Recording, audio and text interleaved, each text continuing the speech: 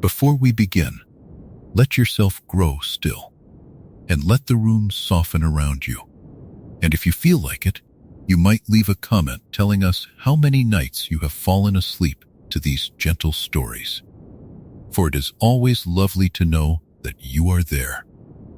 If these long, gentle tales bring you rest, you may wish to subscribe, so more of them can quietly find you on the nights to come. There is nothing you need to do now but breathe, and let the weight of the day slip away from your shoulders, one slow breath at a time. Somewhere far from the worlds you know, hidden behind a curtain of secrecy that has never once been drawn aside, there lies a small and quiet world where the most forbidden science in the whole of the Imperium is practiced without shame.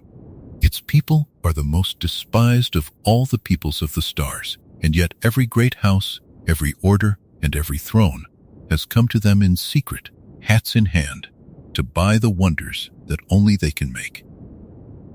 They are called the Bene Tleilax, the Tleilaxu, and tonight you are going to drift slowly through the whole of their long and shadowed history. You have perhaps heard them named only in passing, as merchants of strange flesh, as makers of things better left unmade. The truth is deeper and stranger than any rumor, and it will unfold gently, in its own soft time. Over the next 20 chapters, you will learn where they came from and what hidden faith they carried out of the old days. You will learn of the axlotl tanks that lay at the heart of all their work, and of the gholas grown within them, bodies of the dead returned to life. You will follow the loyal swordmaster Duncan Idaho as he falls and is grown again across the ages, and you will come to the strange gift of the ghola named hate, offered to Paul Muad'Dib as both a kindness and a trap. You will meet the face dancers who could wear any face, and the twisted mentats shaped without conscience, and you will come to understand the pride that hid beneath the humble cloak of a scorned people. None of this is anything you must hold on to. There is nothing here to remember, nothing to fear, and nothing to solve. The mystery of the Tleilaxu is an old and quiet one, and we will move through it slowly, the way one wanders through a dim and endless hall, curious and unhurried and calm. Let the words move over you like a slow tide. Let each chapter carry you a little further from the waking world and a little deeper towards sleep. Settle in now, let your body grow heavy and warm, and let us begin the long, soft journey into the hidden world of the Bene Tleilax. In the great sprawling Imperium of many worlds, an empire so wide that no single mind could hold all its planets at once, there was one people that all the others feared and scorned in the very same breath. They were called the Bene Tleilax, and among themselves and to those who dealt with them, they were known simply as the Tleilaxu. Across 10,000 years of settled human history, across the long reign of the Padisha emperors and the great houses who served beneath them, no other people gathered to itself quite the same mixture of loathing and need. Every court spoke their name with a curl of the lip, and yet every court, sooner or later, sent a quiet messenger to their door. They were, by common agreement, the most despised people in all the empire. There was no house so proud, no order so austere, no guild so powerful, that it did not hold the Tleilaxu at arm's length and speak of them as one speaks of something unclean. Nobles who would gladly sit at table with an old enemy, who would break bread with a rival whose family they had warred against for generations, would not sit at table with a Tleilaxu. They would not call one friend. They would not, if they could help it, be seen to walk beside one in the light of day. And yet, beneath all that scorn, there ran a second current, steady and undeniable. For the same people who despised the Tleilaxu were the very people who needed them most. This is the strange knot that lay at the heart of the whole matter, and it is worth turning over slowly, the way one turns a smooth stone in the hand before sleep. To be despised is one thing, to be needed is another. But to be both at once, and by the same hands, is a condition that few peoples in all of history have ever known so completely as the Tleilaxu knew it. For the Empire did not merely tolerate them. The Empire lined up at their gates. The wealthiest houses, the most secretive orders, the desperate and the ambitious alike, all of them came to the Tleilaxu when they wanted something that could be had nowhere else in the whole of the known worlds. What the Tleilaxu offered was not spice, for spice belonged to the desert world of Arrakis and to the powers who fought over its sands. What they offered was not the folding of space, for that belonged to the navigators of the guild. What they offered was something stranger and more intimate than either, something that touched the living body and the very boundary between life and death. And because of that, because their wares reached into places that no other power dared to reach, the great ones of the Imperium could not bring themselves to do without them, however deeply they wished they could. So a curious pattern repeated itself over and over across the centuries. A great lord would speak of the Tleilaxu with disgust in some gilded hall, would let his guests know that he found them repellent, that he thought their ways foul and their manners lower than the lowest servants. And then, when the hall had emptied and the lamps had been dimmed, that same great lord would send word by a trusted hand that he wished to make a purchase. The scorn was real.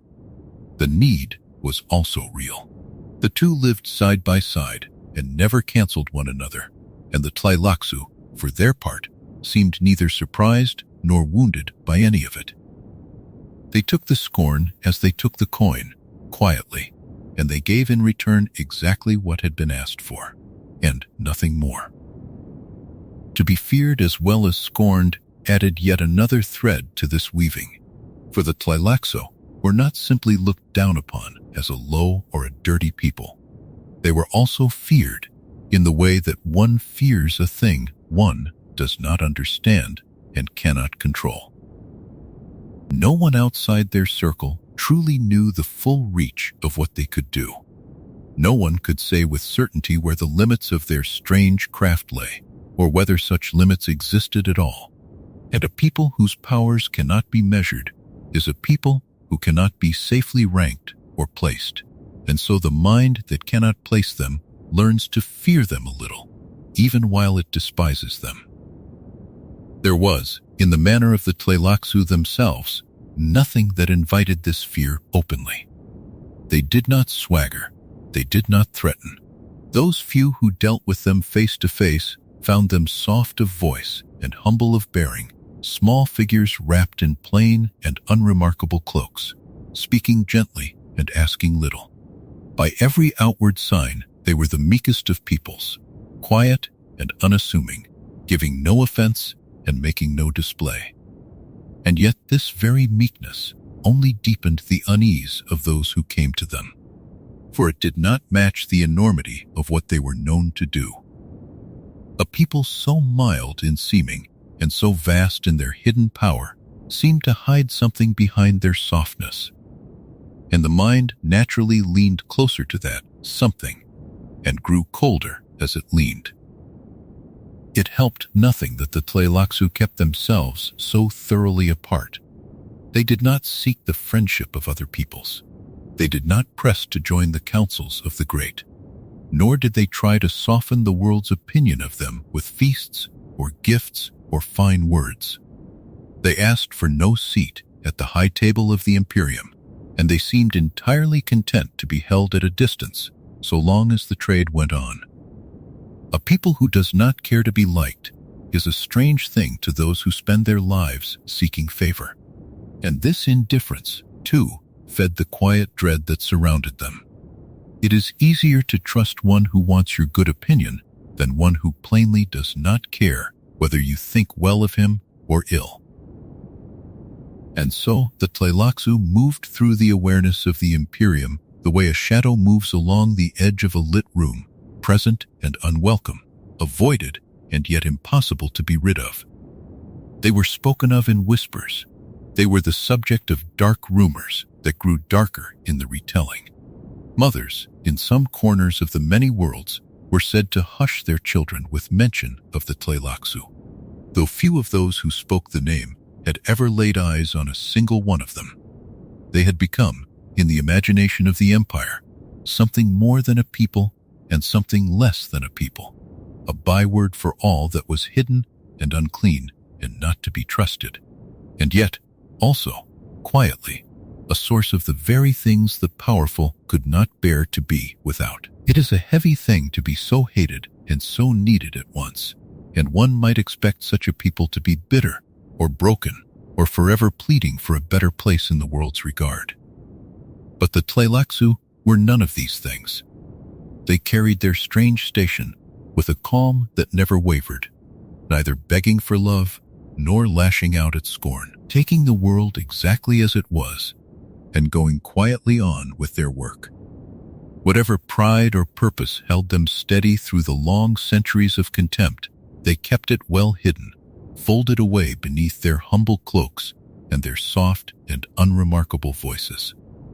For now, it is enough simply to know them by this first and plainest of their marks, the mark of the most despised and most needed people in all the wide Imperium.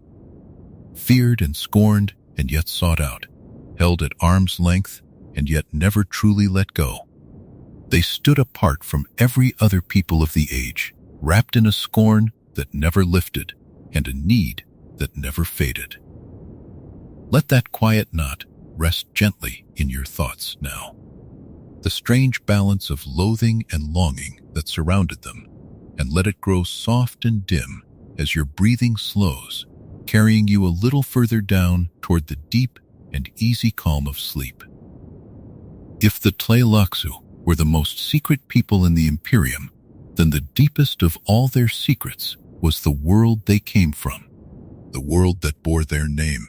It was called Tleilax, and it lay somewhere in the vast reaches of settled space, a planet like and yet utterly unlike the thousands of others that human beings had made their homes across the long ages.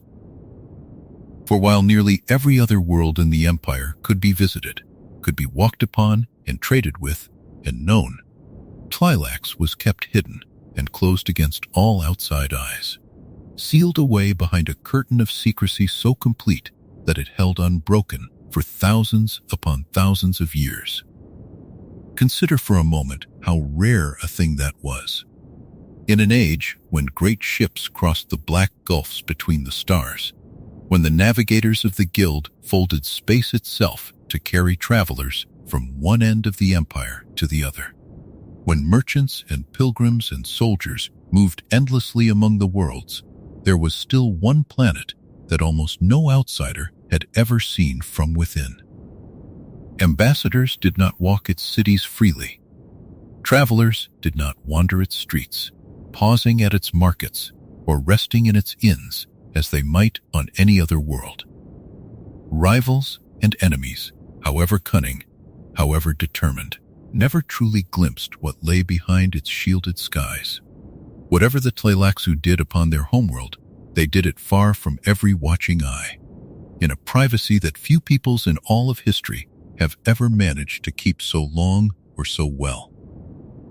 The keeping of such a secret was itself a marvel, quite apart from whatever the secret concealed.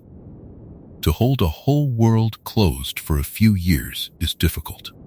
To hold it closed for a generation is remarkable, but to hold it closed across thousands of years, through the rise and fall of houses, through wars and famines, and the slow turning of empires, through all the endless curiosity and greed and suspicion of the human race, that is a feat of patience and discipline almost beyond imagining. And yet, the Tleilaxu managed it, whatever their world truly was. Whatever wonders or horrors filled its hidden places, they let none of it slip out into the light, where the rest of the empire might see and understand.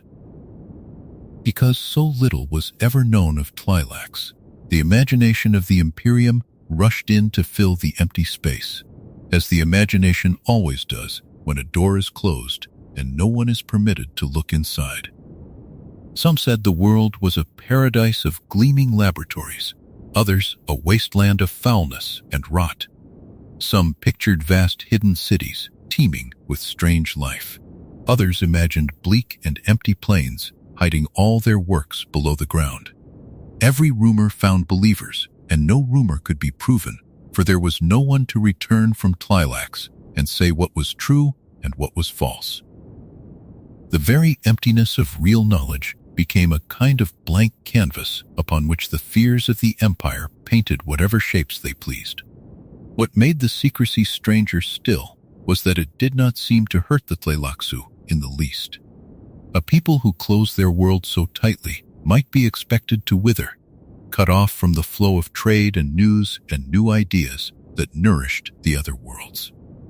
But the Tleilaxu did not wither.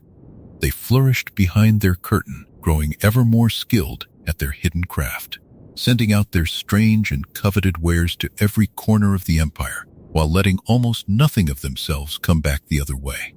They took what they wanted from the wider universe, the coin and the raw materials and the scraps of flesh they needed for their work, and they gave in return only the finished products, never the knowledge of how those products had been made. It was as though the whole of Tleilax were a single closed hand, offering out its gifts through the smallest possible opening between the fingers, never once unclenching to show what was cupped within the palm. Those who came to trade dealt only with figures sent out to meet them, or spoke through intermediaries, or received their purchases through careful arrangements that never required an outsider to set foot upon the sealed world itself.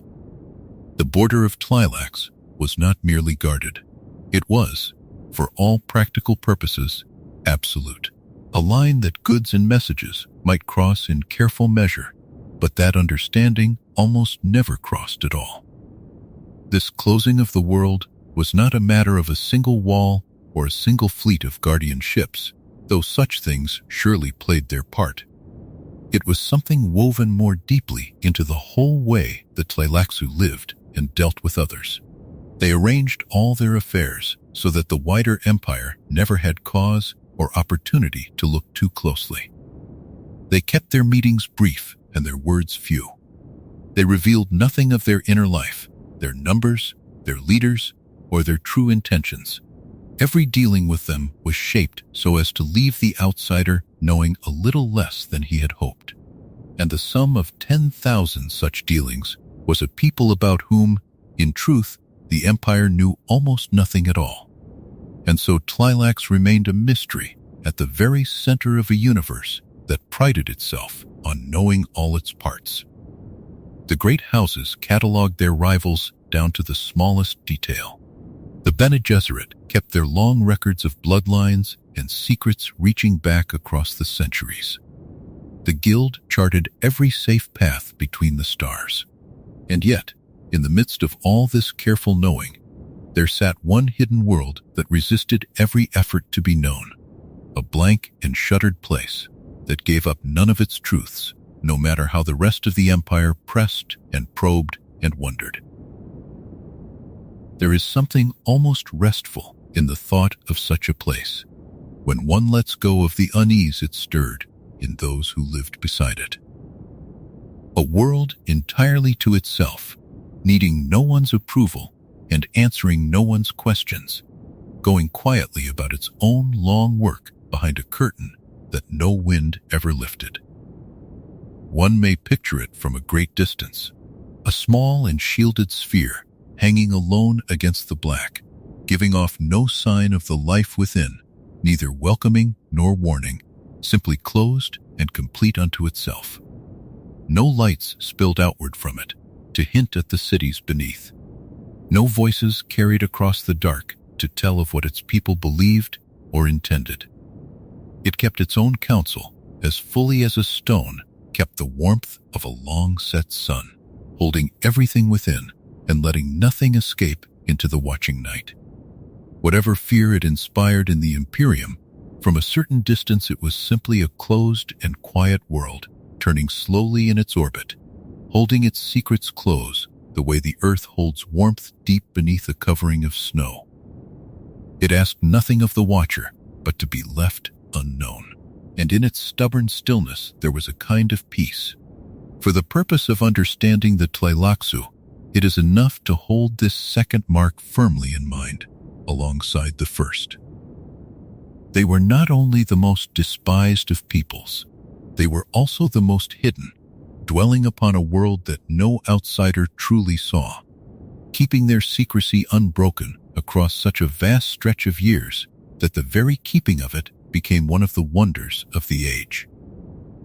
The scorn of the empire fell upon them like rain against a shuttered house, and behind those shutters they remained, dry and untouched and unseen, doing whatever it was they did in the deep privacy of their sealed world. Let that image settle softly over you now, the picture of a quiet planet wrapped in secrecy, its cities and laboratories hidden away beyond every watching eye, turning gently through the long dark while the rest of the empire wonders and never learns. There is no need to peer behind that curtain tonight. No need to solve the mystery or answer the questions it raises. Let the hidden world stay hidden. Let the closed hand stay closed. And let the calm of that untroubled secrecy draw you slowly and gently down toward your own deep and easy rest. Beneath the scorn that surrounded them, and behind the curtain of their hidden world, the Tleilaxu carried something older and quieter than any of their strange arts. They carried a faith drawn up out of the deep past and borne across the long ages the way a traveler carries a single flame cupped against the wind. It had come to them from the wandering Zensuni believers, those old seekers of the earliest days who had drifted from world to world in search of a truth worth keeping. From that ancient and roving devotion, the Tleilaxu had taken their beginning, and from it, over uncounted centuries, they had shaped a religion entirely their own. The Zensuni were among the oldest of the wandering faiths, a people of the far past who had turned away from the noise and the tyranny of their times and gone in search of a quieter and purer way. They moved from place to place, carrying little, holding to their beliefs through hardship and exile, keeping alive an old fire of conviction while the great powers of their age rose and fell around them. From such wanderers, many later peoples would trace some thread of their origin, for the Zensuni scattered widely across the worlds, and their teachings took root in many soils and grew into many different shapes. Among all those shapes, few grew as strange or as hidden as the one that took root among the ancestors of the Tleilaxu. For over the long centuries, the faith that the Tleilaxu carried out of those old days did not stay open and wandering as it had begun. Instead, it turned inward, folding upon itself again and again, drawing back from the light of the wider world, until it became something known fully only to themselves. What had once been a faith carried openly from world to world became a secret religion, sealed away as tightly as the world of Tleilax itself, shared with no outsider, and revealed to no rival. Those who dealt with the Tleilaxu might sense that some deep belief moved beneath their soft manners, but they could not name it, could not learn its teachings, could not so much as guess at the shape of the god or the truth to which these strange people bent their hearts. This turning inward changed the faith in ways that ran far deeper than mere secrecy. A belief kept wholly to oneself, shared only among one's own people and hidden from all others, grows different from a belief spoken freely in the open air. It becomes bound up with the very identity of those who hold it. It becomes a border, a line drawn between the ones who share the secret and the whole rest of the universe who do not. And so it was with the Tleilaxu. Their hidden faith did not merely tell them what to believe about the world beyond. It told them who they were and who they were not, and it set them apart from every other people, as surely as the sealed border of their world set them apart. At the very heart of this secret religion lay a conviction as quiet as it was immense. Beneath their humble manners, beneath the soft voices and the plain cloaks and the meek and unassuming bearing that they showed to the world, the Tleilaxu held fast to the belief that they alone were the chosen and the pure. All the rest of the empire, the great houses in their pride, the wealthy in their comfort, the powerful orders with their long secrets, all of them, in the hidden reckoning of the Tleilaxu, were fallen and unclean, lost in a corrupt universe, and unaware of their own corruption. Only the Tleilaxu themselves, keepers of the old faith carried out of the deep past, stood among the faithful and the pure. Only they, in their own belief, walked in the truth, while all the rest walked in darkness. There is a strange and quiet power in such a conviction, and it goes a long way toward explaining how the Tleilaxu could bear the scorn of the whole empire without bitterness and without complaint. For a people who believe themselves chosen do not need the good opinion of those they regard as lost. The contempt of the fallen means little to those who count themselves among the pure. When the great lords of the Imperium looked down upon the Tleilaxu and named them foul and low, the Tleilaxu could receive that scorn calmly, even serenely. For in their own hidden reckoning, the ones doing the scorning were themselves the truly unclean, blind to their own condition and unworthy to judge. The insult passed through them like a stone dropped into deep and still water, sinking without leaving a lasting mark upon the surface. This is why their meekness could be so complete and so untroubled. A humility that comes from truly thinking oneself low is a fragile and painful thing, easily wounded and quick to resentment. But the humility of the Tleilaxu was of another kind entirely. It was a mask worn calmly over a pride so deep and so certain that no outward scorn could reach down and disturb it. They bowed their heads and softened their voices and asked for little, and all the while they held within themselves the settled belief that they were the chosen of the universe, and their haughty customers the lost. Their outward smallness cost them nothing, because it did not touch the great and secret largeness of their faith in themselves. The faith also gave shape and meaning to the long patience for which the Tleilaxu would become known. A people who believe themselves chosen, who believe that the truth is theirs alone, and that all the rest of the universe is fallen and mistaken, can afford to wait. They are not anxious for the approval of the age, for they do not measure themselves by the age at all. They measure themselves by a longer reckoning, a reckoning that stretches across generations and centuries, in which the errors and the scorn of any single lifetime shrink to almost nothing.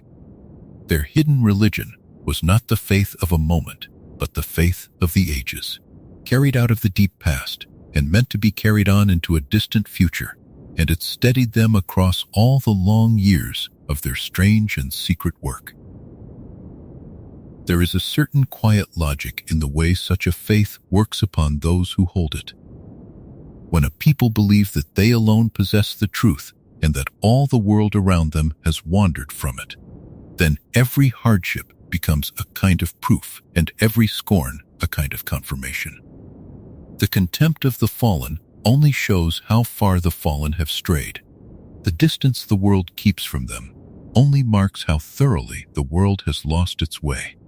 And so the very things that might break another people, the loathing and the isolation and the long refusal of any welcome, became for the Tleilaxu only further signs that they were right, that they were chosen, that they alone had kept the old flame while all the rest let it go out. In this way their faith fed upon their scorned condition and grew stronger from the very thing that was meant to shame them. It is worth pausing, gently, on how much lay concealed beneath so plain a surface. To the outward eye, the Tleilaxu were small and humble figures, mild in manner, and unremarkable in dress, giving no sign of any great inner life. And yet within them burned this old and hidden flame, this ancient faith carried out of the wandering days of the Zensuni, turned secret and turned proud, telling them in the silence of their hearts that they and they alone were the true and the pure.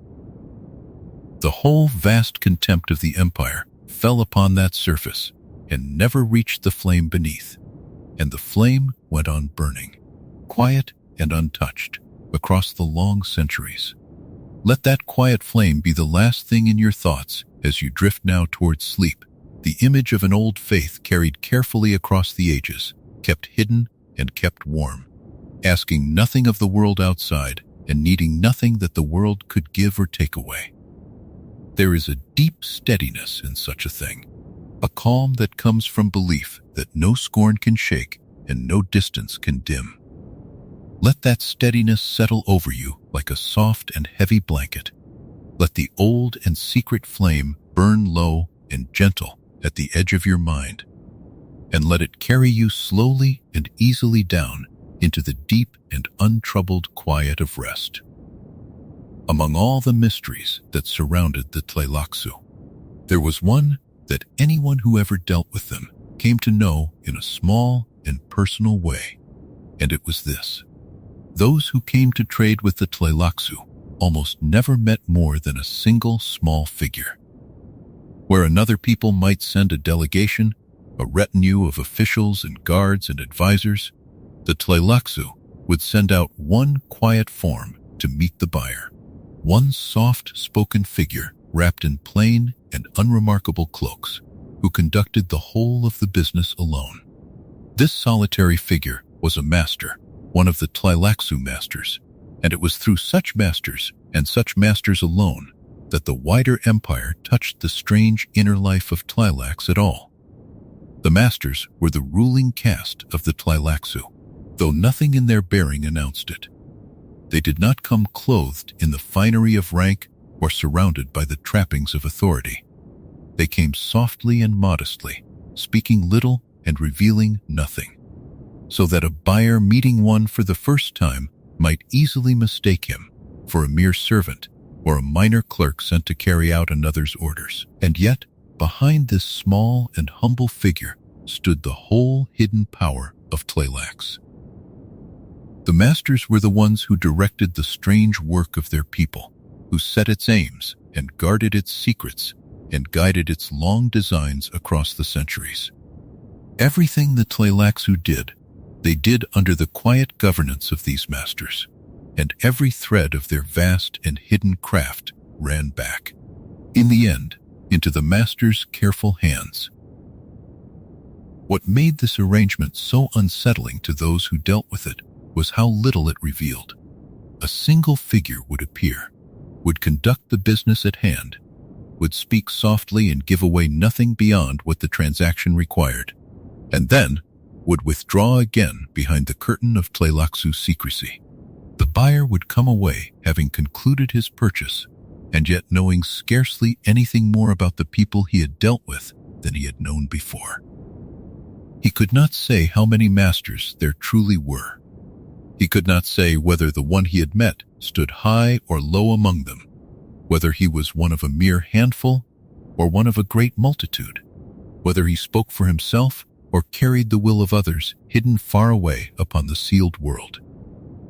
The masters, by showing only one of themselves at a time, kept the whole shape and size of their order forever concealed. This was no accident, but a discipline held with great care.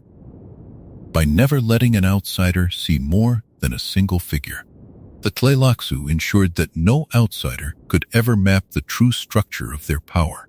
There was no visible court to be studied, no ranked assembly of leaders to be counted and weighed and understood. There was only the one soft-spoken master at a time, appearing and withdrawing, and behind him an unknown depth that the outsider could sense but never measure. It was rather like standing before a small and quiet doorway and knowing that vast chambers lay beyond it, chambers whose number and extent could only be guessed at, for the doorway never opened wide enough to let the eye pass through. The manner of the masters deepened the mystery still further. They spoke softly, always, in voices that carried no threat and made no demands beyond the plain terms of the business at hand.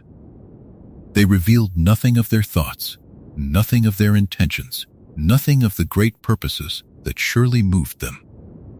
A buyer might spend the whole of a negotiation searching the master's calm face and gentle words for some hint of what lay beneath, and come away with nothing at all, having found only the smooth and untroubled surface of a mind that gave away not one thing more than it chose to give. This was not coldness, exactly, nor cunning of the ordinary kind. It was a discipline of concealment so complete and so practiced that it had become a kind of second nature, worn as easily and as constantly as the plain cloaks upon their backs. And so the masters stood behind everything, guiding all the strange work of the Tleilaxu from within the deep secrecy of their world, and yet they themselves remained the greatest secret of all. What lay behind them, and how many they truly were, no outsider could say. The whole edifice of Tleilaxu craft and commerce, all the gholas and the shaped flesh and the strange biological wares that flowed out to every corner of the empire, rested upon these quiet figures, and the quiet figures rested in turn upon a foundation that the outside world was never permitted to see. It was authority without display, rule without visible court, power without any face save the single soft face sent out to meet the buyer and then withdrawn. There is something worth dwelling upon, gently, in the strangeness of a power so hidden. In most of the empire, authority announced itself. Great lords surrounded themselves with splendor, so that all who saw them would know at once their rank and their might. The powerful orders kept their halls and their seats and their well-known hierarchies, so that even their secrets had a visible shape. But the masters of Tleilax announced nothing. They hid their authority beneath humility, their numbers beneath solitude, their designs beneath silence. A single small figure carried the whole weight of a people's hidden purpose, and carried it so lightly and so quietly that those who met him could scarcely believe how much stood behind so modest a form. This, too, helped to keep the Tleilaxu safe across the long centuries. A power that shows its full shape can be measured, and a power that can be measured can be matched and opposed. But a power that shows only a single quiet figure at a time gives its rivals nothing to grasp. There is no assembly to strike at, no visible leader whose fall would topple the whole, no clear structure that an enemy might learn and undo. The masters, by keeping themselves hidden behind the curtain and sending out only one soft form at a time, made their people almost impossible to reach. A hand that could offer or withdraw its gifts while the arm behind it stayed forever out of sight. One may imagine, too, how this shaped the mind of the buyer over time. Meeting after meeting, year after year, the great houses and the powerful orders dealt with the Tleilaxu and never once caught a glimpse of the true shape behind the curtain. They grew used to the single quiet figure, and they learned to expect nothing more, and yet the mystery never quite lost its edge.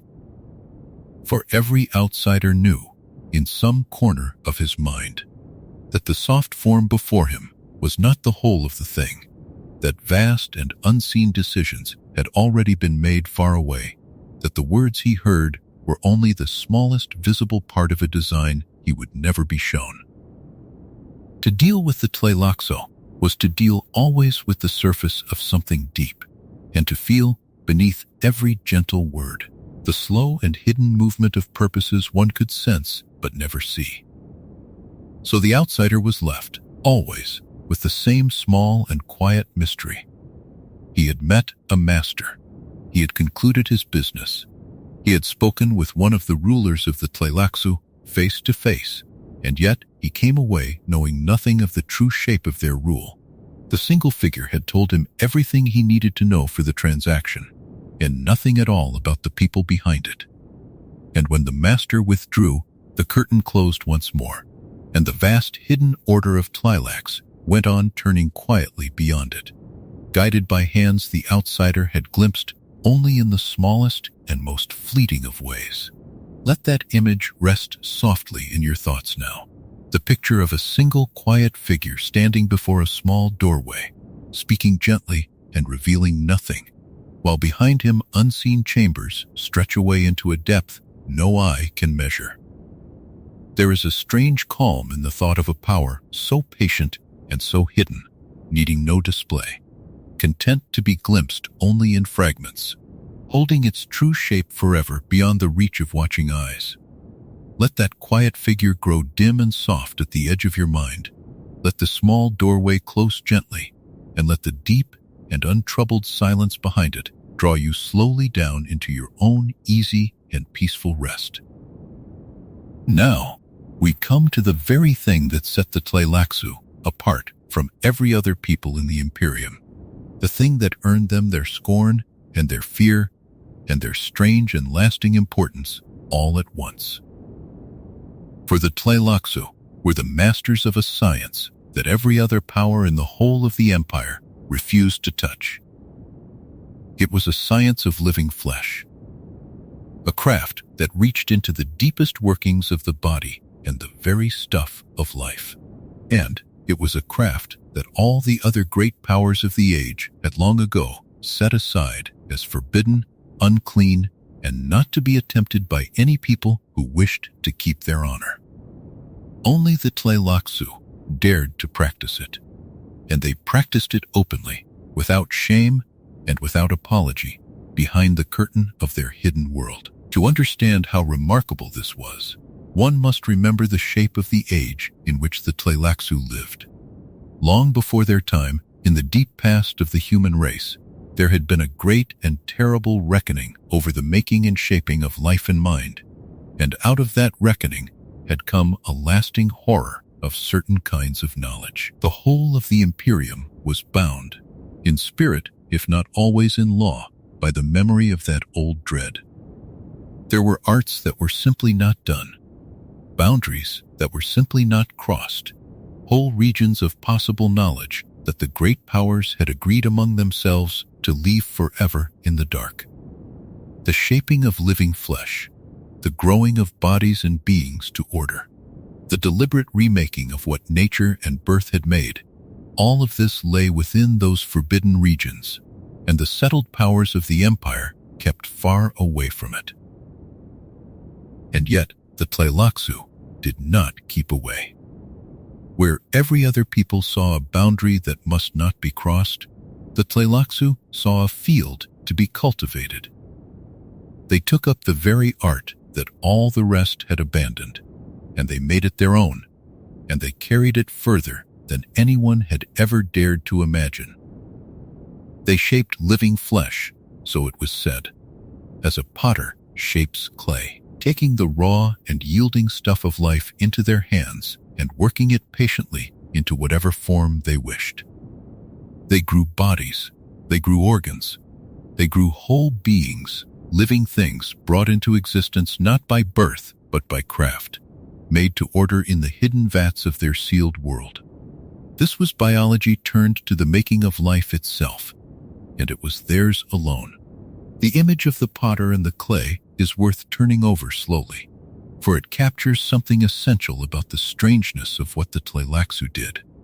A potter takes clay, which has no shape of its own, and gives it whatever shape the mind conceives, a bowl or a jar or a vessel of any kind, working it with patient hands until the formless stuff becomes a made thing. The Tleilaxu did the same, but their clay was living flesh, and the things they made were not vessels, but bodies and organs and beings that breathed and grew. They could culture the tissues of the body as easily, it seemed, as a gardener raises plants from seed, coaxing living matter to grow into whatever form was wanted. Where the rest of the empire saw the body as something fixed, given at birth, and altered only by injury or decay, the Tleilaxu saw it as something that could be grown, shaped, and made anew. This was the forbidden art at the heart of everything the Tleilaxu were, the deep root from which all their strange wares would grow. It was the reason the Empire scorned them, for to practice what all others held unclean was to place oneself outside the common decency of the age. It was the reason the Empire feared them, for a people who could shape living flesh held a power that touched the most intimate and frightening places of human life and death. And it was the reason the Empire needed them, for there were things that this forbidden art could do that could be done in no other way, and sooner or later, the powerful and the desperate alike would come seeking those very things, however deeply they wished the art itself had never been. There is a particular weight to the fact that the Tleilaxu practiced this science openly, at least among themselves and to those who came to buy. They did not pretend to be something other than what they were. They did not disguise their forbidden craft behind some more acceptable trade or hide it as a shameful secret even from their customers. Within the bounds of their hidden world, they carried on their work plainly, as a matter of course, growing and shaping life without the horror that gripped every other people at the mere thought of it. The secrecy of Tleilax hid the methods of the art, the how of it, the precise means by which the living clay was worked. But it did not hide the fact of the art itself. All the Empire knew what the Tleilaxu did. It was only the manner of the doing that stayed concealed. One might wonder how a single people could hold so firmly to a practice that the whole of the rest of the universe rejected with such deep feeling. Here again, the hidden faith of the Tleilaxu played its quiet part. For a people who believe themselves chosen and pure, and all others fallen and unclean, do not measure themselves by the horrors and the boundaries of those others. What the fallen universe called forbidden, the chosen might call simply their proper work. What the lost held to be unclean, the pure might hold to be theirs by right.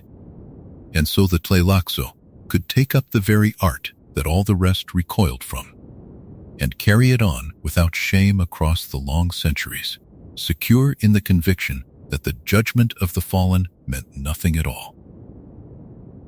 It is worth remembering, as well, that this forbidden art was not some single trick or narrow skill, but a whole vast field of knowledge that the Tleilaxu tended and deepened across the long centuries. Each generation of their hidden workers added to what the last had learned, refining the shaping of the living clay, extending its reach, discovering what more could be grown and made and mended. Because no one else in all the Empire practiced this science, no one else advanced it, and so the Tleilaxu were not merely the only ones who held the art. They were the only ones who could improve it, the only ones who could push its boundaries outward, year by year and age by age, while the rest of the universe stood still and turned its face away. Their solitude in the field was also their advantage, for a craft that only one people will touch is a craft that only one people can master, and master it they did, more and more completely as the centuries slid by.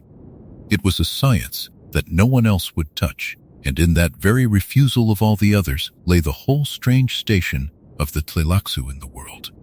They stood alone in a field they had entirely to themselves, unrivaled because no rival would dare to enter it, unmatched because no one else would even try.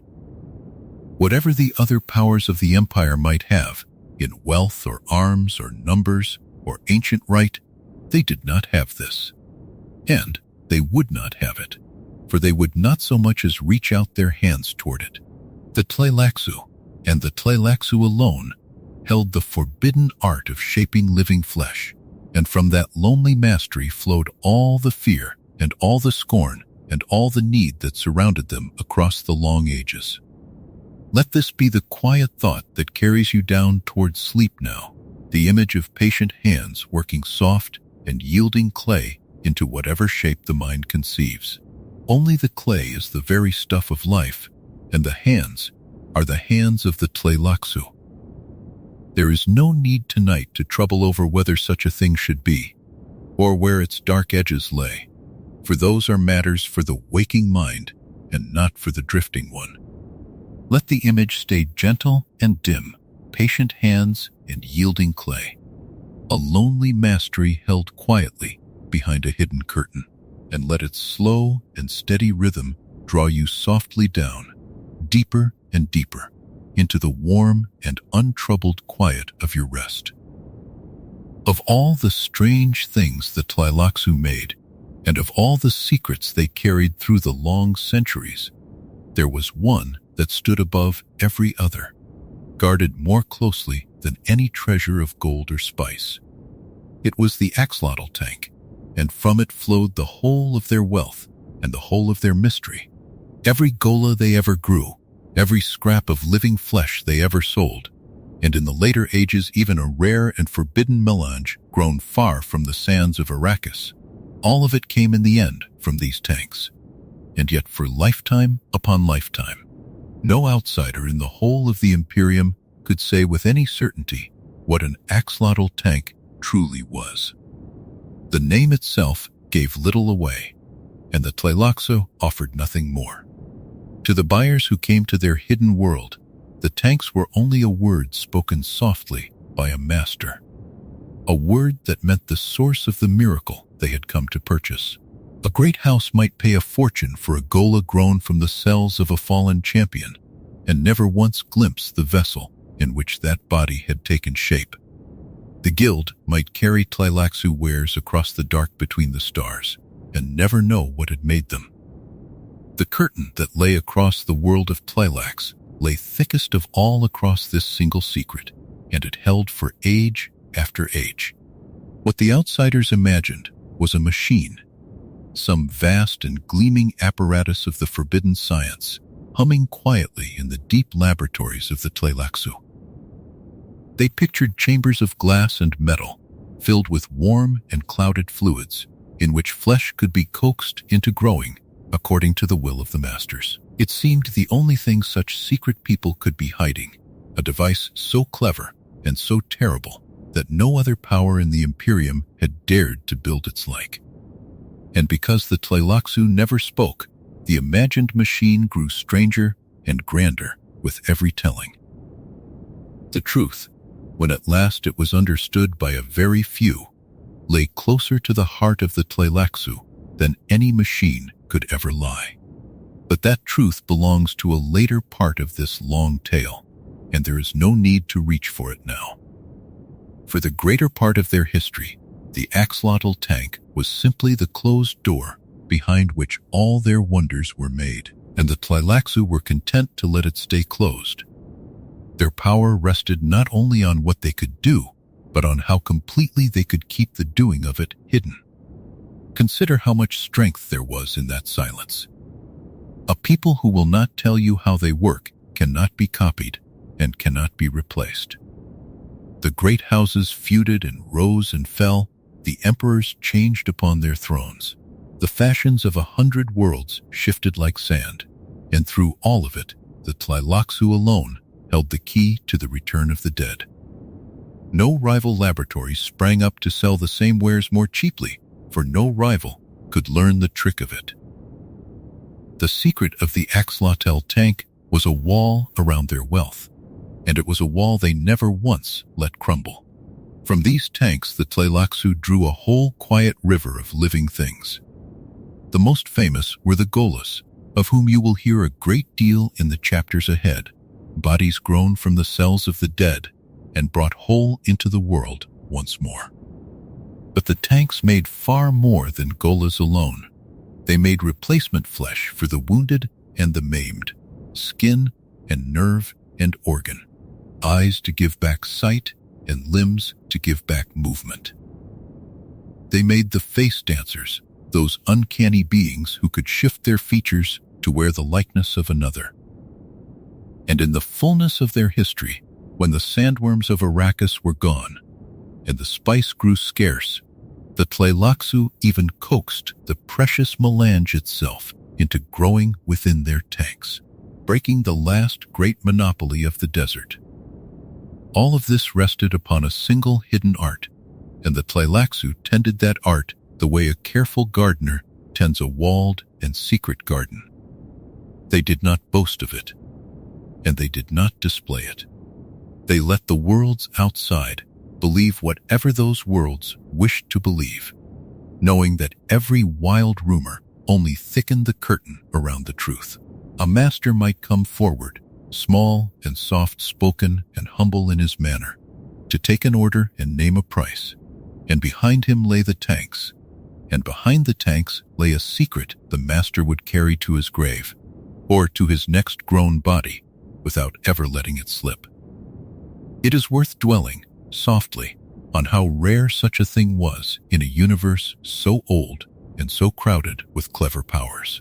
Across the long reaches of the Imperium there were countless secrets, and nearly all of them leaked away in time, carried off by a bribed servant, or teased out by a patient rival, or simply worn thin by the slow erosion of years.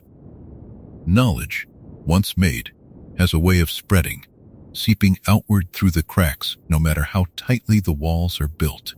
And yet the secret of the axlotl tank did not spread. It stayed sealed within the hidden world, whole and untouched, while empires rose and crumbled around it. There was something almost unnatural in a silence kept so perfectly for so very long, and it was one of the surest signs of how deeply the Tleilaxu differed from every other people. There was a strange patience in this keeping. Other powers guarded their secrets fiercely for a season, and then grew careless, or were betrayed, or let the knowledge spread through pride or through carelessness. The Tleilaxu guarded the axlotl tank across thousands upon thousands of years, and never grew careless at all. It was as though the secret were woven into the very fabric of who they were, so that to give it up would have been to cease being Tleilaxu. They measured their caution not in years, but in ages, and so the mystery held where lesser mysteries would have fallen apart. And so the outsiders went on buying what they could not understand. A grieving house would receive the grown body of a beloved and fallen kinsman, and would marvel, and would shudder, and would pay, and would never ask too closely how the thing was done. To ask too closely was to risk being refused, and no buyer wished to be turned away from the one place in all the Imperium where such things could be had. So the questions went unasked, and the answers went ungiven, and the axlotl tank remained the quietest and deepest of all the Tleilaxu secrets, hidden at the very center of their hidden world.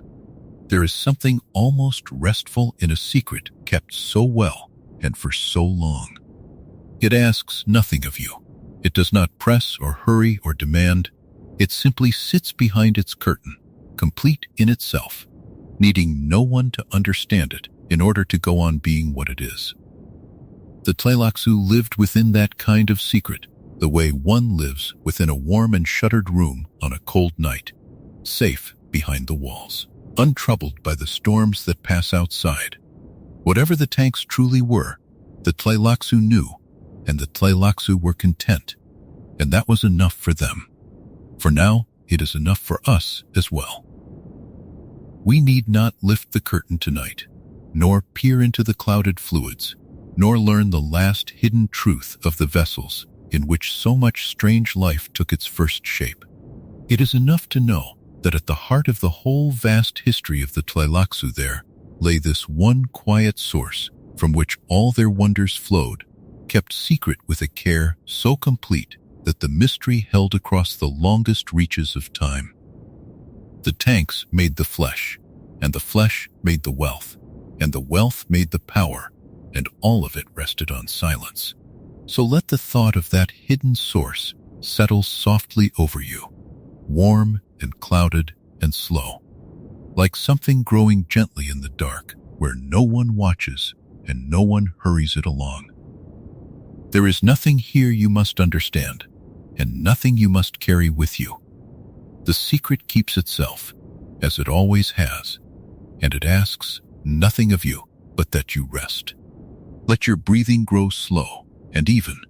Let the walls of your own quiet room hold the night at bay. And let the deep and patient mystery of the axlotl tanks draw you gently downward, further and further, into a soft and untroubled sleep. Within the hidden laboratories of their closed world, the Tleilaxu did a thing that no other people in the whole of the Imperium would allow themselves to do. They grew living flesh where no flesh had grown before, coaxing it into being from small beginnings, shaping it and tending it until it became whatever they wished it to become.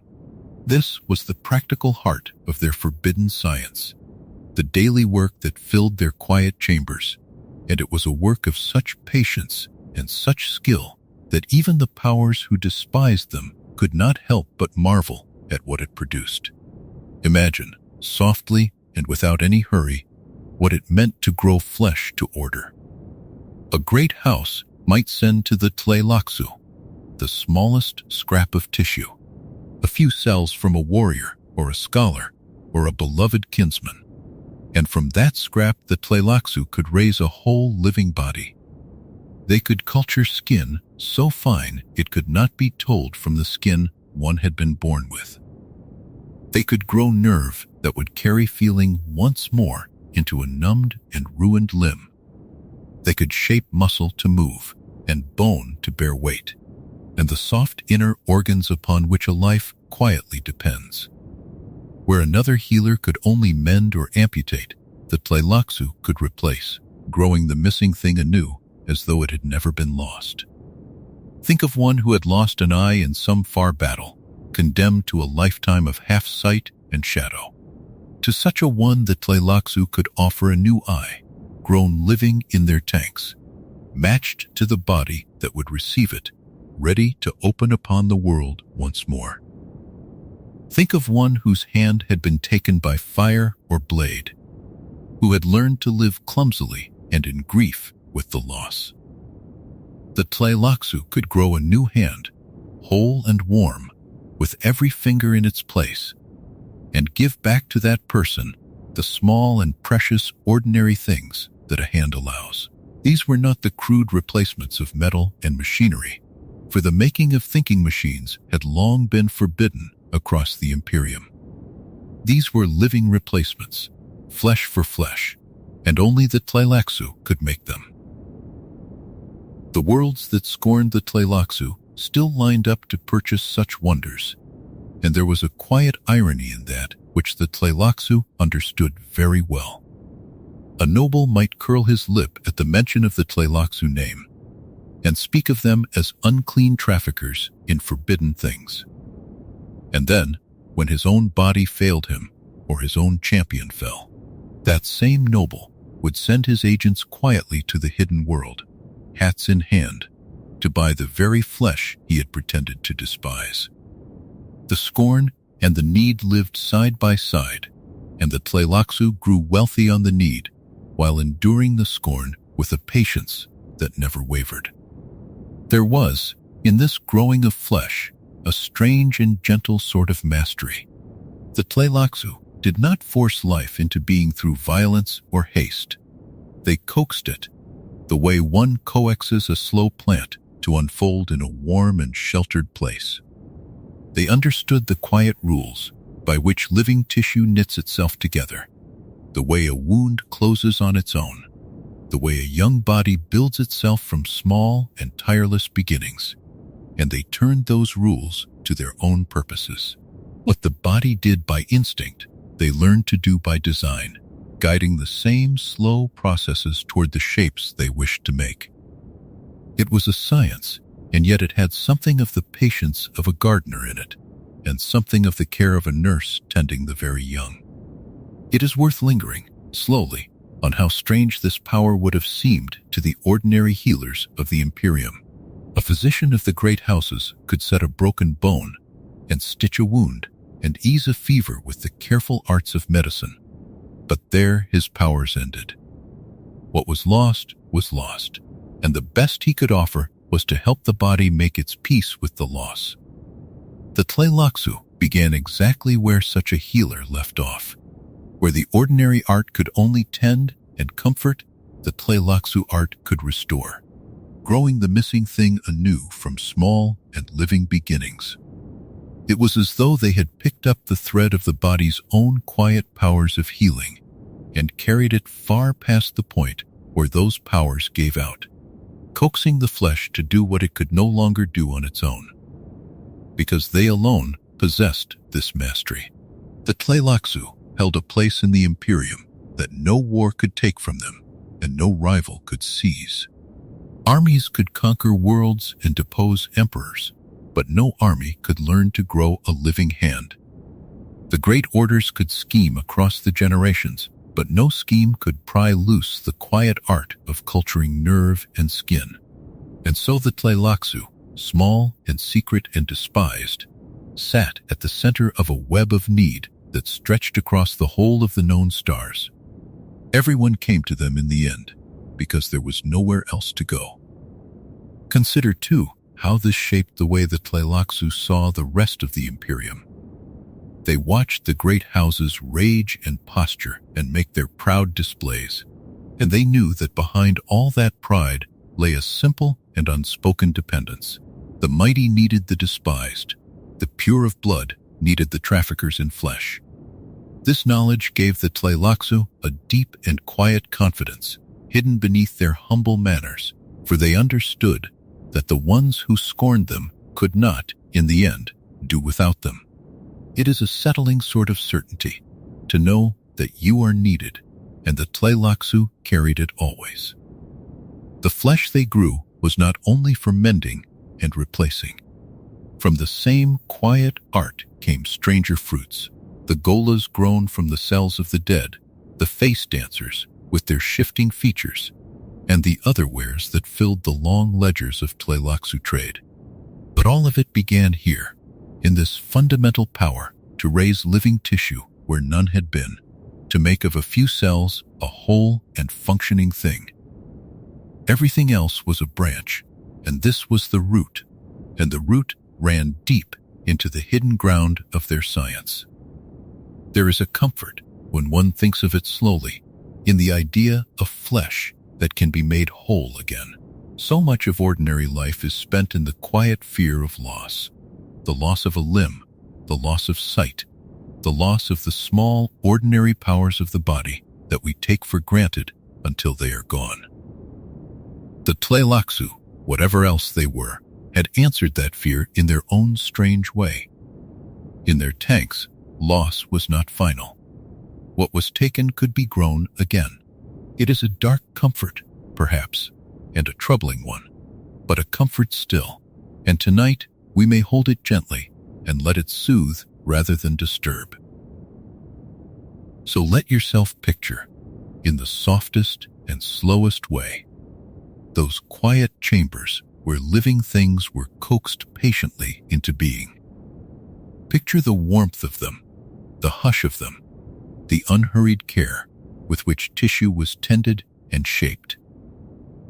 There is no violence in the picture, only patience, only the slow unfolding of flesh in the dim and sheltered dark, watched over by soft-spoken figures who never rushed and never grieved a single failure. It is a strange garden, this garden of grown flesh, and yet like all gardens, it moves to the rhythm of patience and quiet. Let that rhythm become your own now, slow and even and warm. There is nothing here you must hold on to, nothing you must fear, nothing you must solve. The flesh grows in the dark on its own quiet schedule, needing no watcher and no worry. And you may lay down every worry of your own in just the same way. Let your body grow heavy and whole and at ease.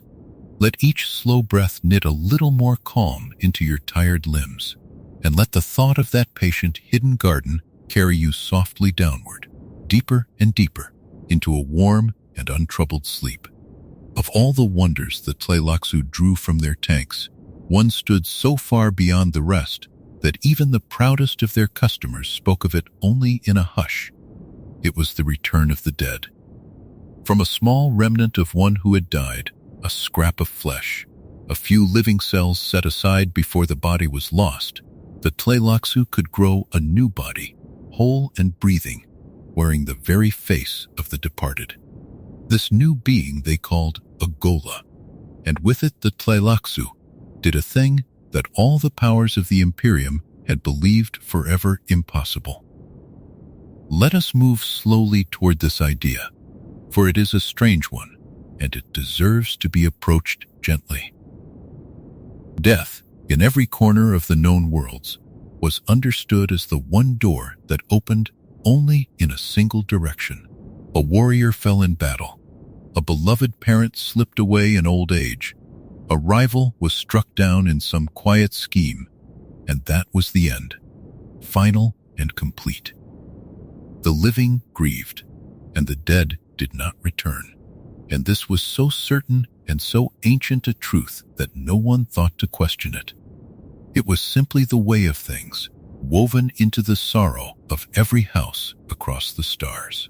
Into that certainty the Tleilaxu stepped, quietly and without any boast, and offered something that should not have been possible. If a house could recover even a small remnant of one who had died, and bring that remnant to the hidden world, the Tleilaxu could grow from it a new body in their tanks. The body would rise cell by cell, slow and patient, until it stood complete, bearing the same features, the same build, the same face that had been laid in the ground or lost upon the field. To look upon it was to look upon the dead made living once more, and there was no other place in all the Imperium where such a thing could be bought. You may imagine the strange mingling of wonder and dread that greeted such an offer. To a grieving house, it was a temptation almost past bearing. A fallen champion might be restored to the sword. A lost heir might walk the halls once more. A beloved face, thought gone forever, might be seen again across the table in the soft light of evening. And yet, mixed with that wonder, there was always a shiver, a sense of stepping across a line that had never before been crossed, of reaching into the one place from which nothing was meant to return. The ghola was a comfort and a disquiet held together in a single grown body. It is worth pausing to be clear about what the ghola was, and what it was not, for it is easy to misunderstand. The ghola was not a ghost, no wisp or shade of the departed spirit lingering in the air. It was not a memory, no mere image called up in the mind of the grieving. It was a real and solid body, warm to the touch, drawing breath, with a beating heart and living blood, grown from the true cells of the one who had died. In every physical way, it was that person returned. And yet, as we shall come to understand in the chapters ahead, it began its new life without the memories and without the self of the one whose face it wore. It was the body of the dead brought back whole. And yet, it was also, at first, a stranger. It is worth pausing, too, on how small a remnant the Tleilaxu required, for this was part of what made the wonder so remarkable. They did not need the whole body preserved, nor any great and careful keeping of the dead. A few living cells were enough, a scrap of tissue no larger than a fingertip, set aside and carried to the hidden world. From that tiny beginning, the whole body could be raised, complete in every part, as though the smallest seed held within it the shape of the entire tree. This meant that even one who had fallen far away, whose body was lost or ruined, might still be returned, if only some small trace of them had been saved. The door of death, once thought sealed by the finality of the grave, could be opened with a remnant that would fit within a closed hand. The Tleilaxu offered this wonder as a ware, as calmly as they offered a new eye or a length of grown skin. To them, the return of the dead was simply another fruit of their science, remarkable perhaps, but not sacred and not forbidden. For their hidden faith drew its lines in different places than the faiths of the outside worlds. Where the great houses trembled at the thought of reaching past death, the Tleilaxu tended their tanks and grew their gholas with the same quiet patience they brought to all their work. What was a wall of terror to the Imperium was, to the Tleilaxu, merely a room they had long ago learned to walk through. And because the thing was possible only through them, the Tleilaxu held in their hands a power over grief itself. A house in mourning is a house that will pay almost any price, and the Tleilaxu understood this as they understood everything about the needs of their customers. They did not press, and they did not haggle cruelly. They simply let it be known, softly and without insistence, that in their tanks the door of death could be opened after all. And they let the grieving come to them of their own accord. Come they did, house after house, age after age, drawn by the oldest longing there is, the longing to have back what has been lost. Yet the return of the dead was never a simple kindness, and the Tleilaxu knew this better than anyone. A grown body, wearing a beloved face, but empty at first of the beloved self, is a strange and unsettling gift. It stirs the heart and troubles it in the same moment.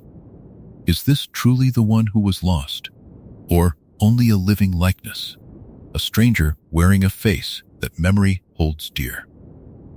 These were questions that could ache in a house for years, and the Tleilaxu, in their patience, were content to let others wrestle with them while they went on quietly growing more.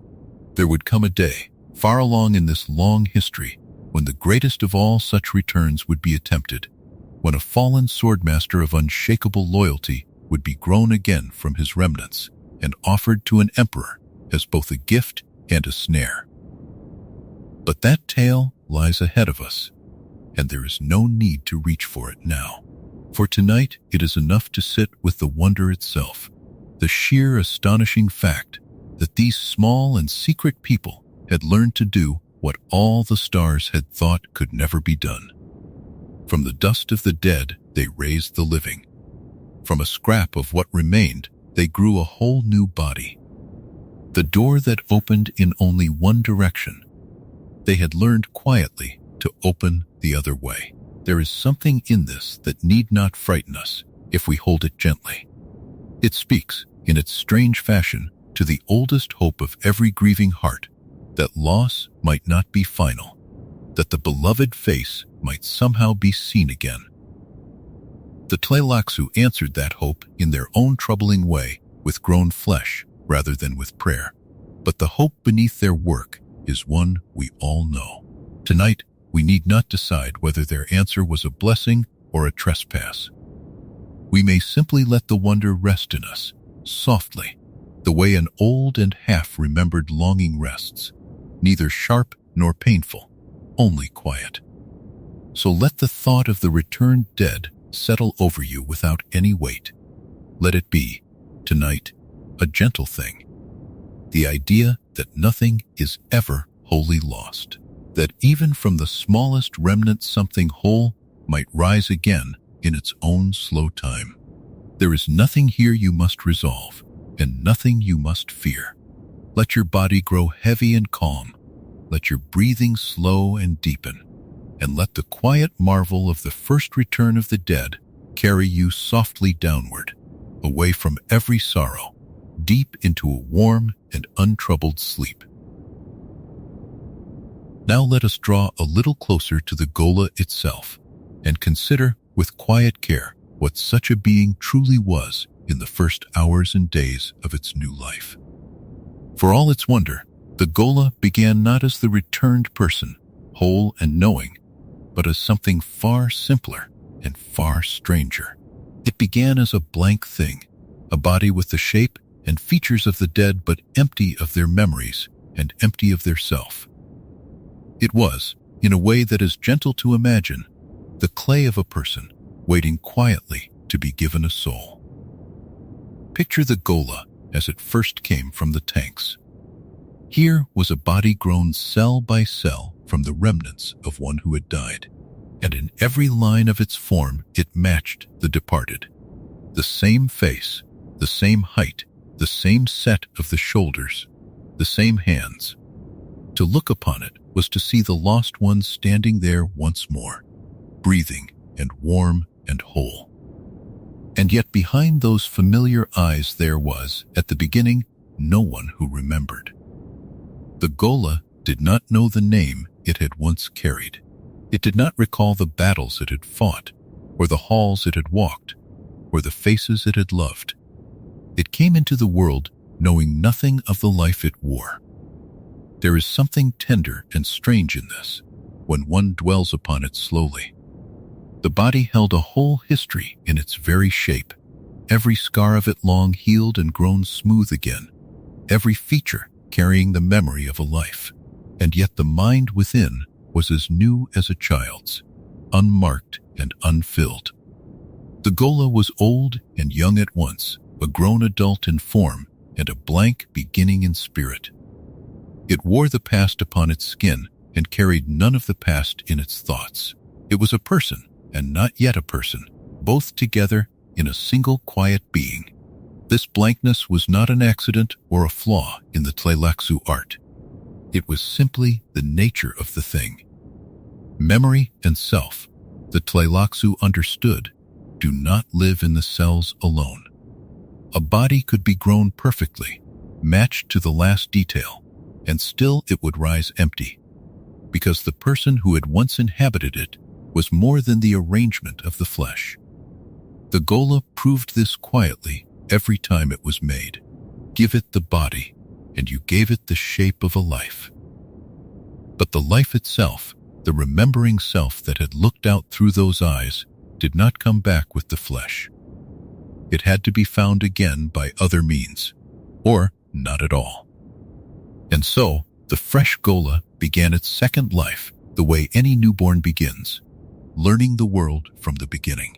It had to learn to speak, though its tongue was already grown. It had to learn the names of things, the ways of the household, the shape of the days. It looked upon the faces of those who had known the dead one, and it did not know them. It was a stranger, wearing the most familiar of faces, and this could be a source of deep unease to those who had loved the departed, and now met this blank and courteous newcomer in the beloved's form. Consider how such a meeting must have felt to a grieving house. Here came walking the very likeness of the one they had lost, alive again. And yet, when they looked into its eyes, they found no recognition there, no shared memory, no warmth of old affection. It was as though the beloved had returned, but had been emptied out along the way, leaving only the vessel. The heart leapt at the sight of the face, and then fell at the emptiness behind it. To welcome such a being was to hold hope and grief together in the same trembling embrace, and it took a certain steadiness of soul to do it well. It is worth resting for a moment on the strangeness of that first learning, the way a fresh ghola came to know the world. It had a grown adult's body, strong and capable, and yet the world was entirely new to it. Colors and sounds and the touch of things arrived without any of the meanings that a lifetime usually lays upon them. A room that had once been familiar to the dead one was, to the ghola, only a room seen for the first time. A skill the first life had mastered had to be found again, though the hands that had once known it were the very same hands. There was a quiet poignancy in this beginning, a grown being setting out upon the world as freshly as an infant, wearing a face that others remembered far better than the ghola remembered itself. The Tleilaxu, for their part, did not find any of this troubling. To them, the blank ghola was not a failure, but a beginning, a body ready to be shaped and used according to whatever design its maker or its buyer had in mind. A ghola freshly grown was, in a sense, the most useful of all their wares, precisely because it was empty. It could be trained, conditioned, given whatever skills and loyalties its owner wished, without any old self getting in the way. It was clay, and the Tleilaxu were patient sculptors. and they saw in that emptiness not a loss, but a canvas. Yet even here there lay a deeper secret, one that made the ghola far more than a mere blank body to be filled at will. For the Tleilaxu had learned that the old self was not truly gone from the ghola.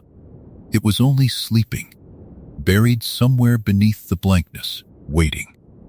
The cells that had grown the body carried within them, in some hidden fashion, the ghost of the one who had lived, and under the right pressures that buried self could be stirred and brought back to the surface. But that awakening is a matter for the chapter to come, and we need not reach toward it tonight. For now it is enough to understand the ghola as it first stood, whole in body and blank in mind, the clay before the soul. There is, when one lingers on it gently, something almost peaceful in the image of the blank ghola. Here is a being holy, without the weight of the past, unburdened by memory, unhaunted by regret, meeting the world with fresh and untroubled eyes. Whatever griefs or guilts the first life had carried, the ghola at its beginning carried none of them. It was clean in a way that no ordinary living person can ever be clean, washed entirely free of everything that had come before. There is a kind of rest in that thought, the thought of a self laid down completely, all its burdens set aside, all its long story quieted into a soft and dreamless blank. And perhaps that is a gentle thing to carry with us towards sleep, this idea of the past growing quiet and setting down its weight. Each night, in a smaller and kinder way, we too lay aside the crowded memory of our waking hours. The worries of the day, the tally of things done and left undone, the long chatter of the remembering mind, all of it grows still as we sink toward rest. We become, for a little while, something simpler and lighter, freed from the weight of all we carry. The ghola in its blankness is only a strange and distant echo of that nightly letting go, that quiet emptying that sleep so gently gives. So let yourself grow blank now, in the softest and safest way. Let the crowded memories of your day loosen their hold, one by one, and drift off into the dark where they can trouble you no longer. There is nothing you need to remember tonight, nothing you must hold, nothing you must carry forward into the quiet hours. Be, for a while, only a warm and breathing body at rest, unburdened and untroubled, as clean and peaceful as a thing newly made. Let each slow breath carry away a little more of the day's weight, and let the gentle image of the blank and quiet clay draw you softly downward, deeper and deeper, into a warm and untroubled sleep. We come now to one of the deepest and strangest of all the secret arts of the Tleilaxu, the awakening of the sleeping memory within the ghola. For though the fresh ghola rose from the tanks as a blank thing, empty of the self whose face it wore, that old self was not truly gone.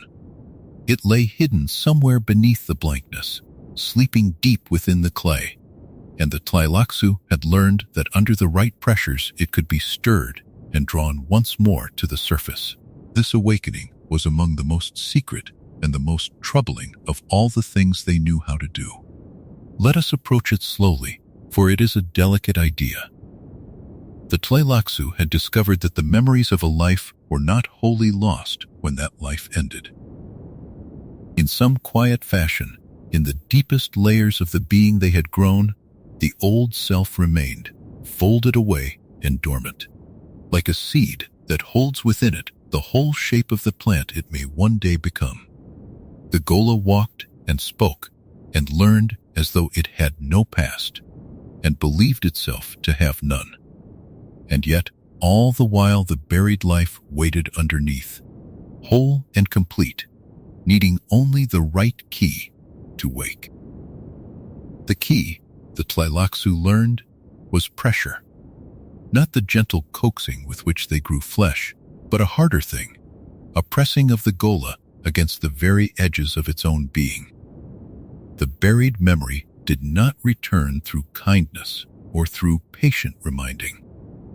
It returned when the ghola was driven to a crisis so deep and so severe that the blank surface of its new self could no longer hold.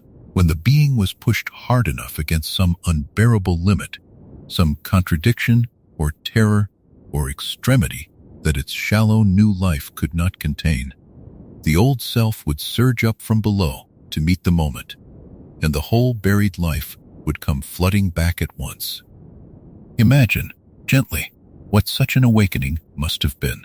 The ghola had lived, perhaps for years, as a blank and untroubled being, knowing only the short span of its second life. And then, in a single overwhelming instant, the whole of a first life would break upon it like a great returning tide. All the memories it had never known it possessed, every face and name and battle and sorrow of the one whose body it wore, would rush in together and fill the emptiness in a moment. In that instant, the stranger would become the one who had died, and the two lives, the blank new one and the buried old one, would come together into a single self at last. It was, by every account, a shattering experience, and not one that could be brought about gently. The Tleilaxu understood that they were asking a being to survive the collision of two lives within a single mind, and they knew that not every ghola could bear it. To awaken the sleeping memory was to risk breaking the very being one hoped to restore. And yet when it succeeded, the result was extraordinary, for it produced a person who held within them both lives at once. The long-remembered history of the first and the fresh separate experience of the second joined together into something richer and stranger than either alone. Consider what this meant for the whole art of the ghola. A blank body grown from the dead was a wonder, but a blank body was, in the end, only a stranger in a familiar shape. The awakened ghola was something far greater. It was the dead returned not merely in flesh, but in memory and in self. The person themselves brought back across the wall of death, knowing who they had been, carrying their old loyalties and their old loves and their old skills once more. This was the true and full promise of the ghola, hinted at in the blank body and fulfilled only in the awakening. Without the awakening, the return of the dead was incomplete. With it, the return was as complete as any return could be. It is worth dwelling, gently, on how the two lives settled together once the awakening had passed. In the first moment, there was only the great flood, the collision of the buried past with the blank present, and that moment was the hardest to survive. But for those who came through it, something quieter followed. The old life and the new life did not simply cancel one another, nor did the first self merely overwrite the second. Instead, the two grew together, slowly, into a single continuous self that remembered both. The long history of the one who had died and the short, fresh span of the one who had been grown. Such a being carried more than an ordinary person carried. Two full stretches of living joined end to end, and there was a depth in that joining that no unbroken life could quite possess. The Tleilaxu guarded the knowledge of this awakening as closely as they guarded the secret of the tanks themselves. They understood that a being who could be brought to remember a first life was a being of enormous value and enormous danger, and they were careful in how such awakenings were arranged. Sometimes the pressure that would wake the memory could be planned and shaped in advance, built quietly into the very conditioning of the ghola, so that at a chosen moment, under a chosen strain, the old self would rise. In this way, the Tleilaxu could offer a ghola that was, at first, a blank and useful servant, and yet held within it a hidden door that could one day be made to open. It was a subtle art and a patient one, and it gave the Tleilaxu a quiet power over the deepest layers of a life. There is something in this idea of the sleeping memory that touches on a very old and human mystery, the mystery of what we truly are and where ourselves reside. The ghola showed, in its strange way, that a self could be buried and yet not destroyed, hidden and yet whole, absent from the surface and yet present in the depths. It suggested that beneath the blankness of any moment there might lie a whole life, folded away and waiting, more durable than it seemed. The Tleilaxu had made a science of this hidden endurance, but the wonder of it reaches beyond their science, into questions that have no easy answers and need none tonight. For our purposes, in this quiet hour, we may hold the gentler side of the image. There is comfort in the thought that nothing is ever wholly lost, that what sleeps may one day wake, that beneath the surface of any blankness a whole self endures, patient and complete. The gholas' buried memory, waiting in the deep for its moment, is a strange and distant cousin to the way our own deepest selves persist quietly beneath the noise of our days, unchanged by all the small forgettings, waiting always underneath.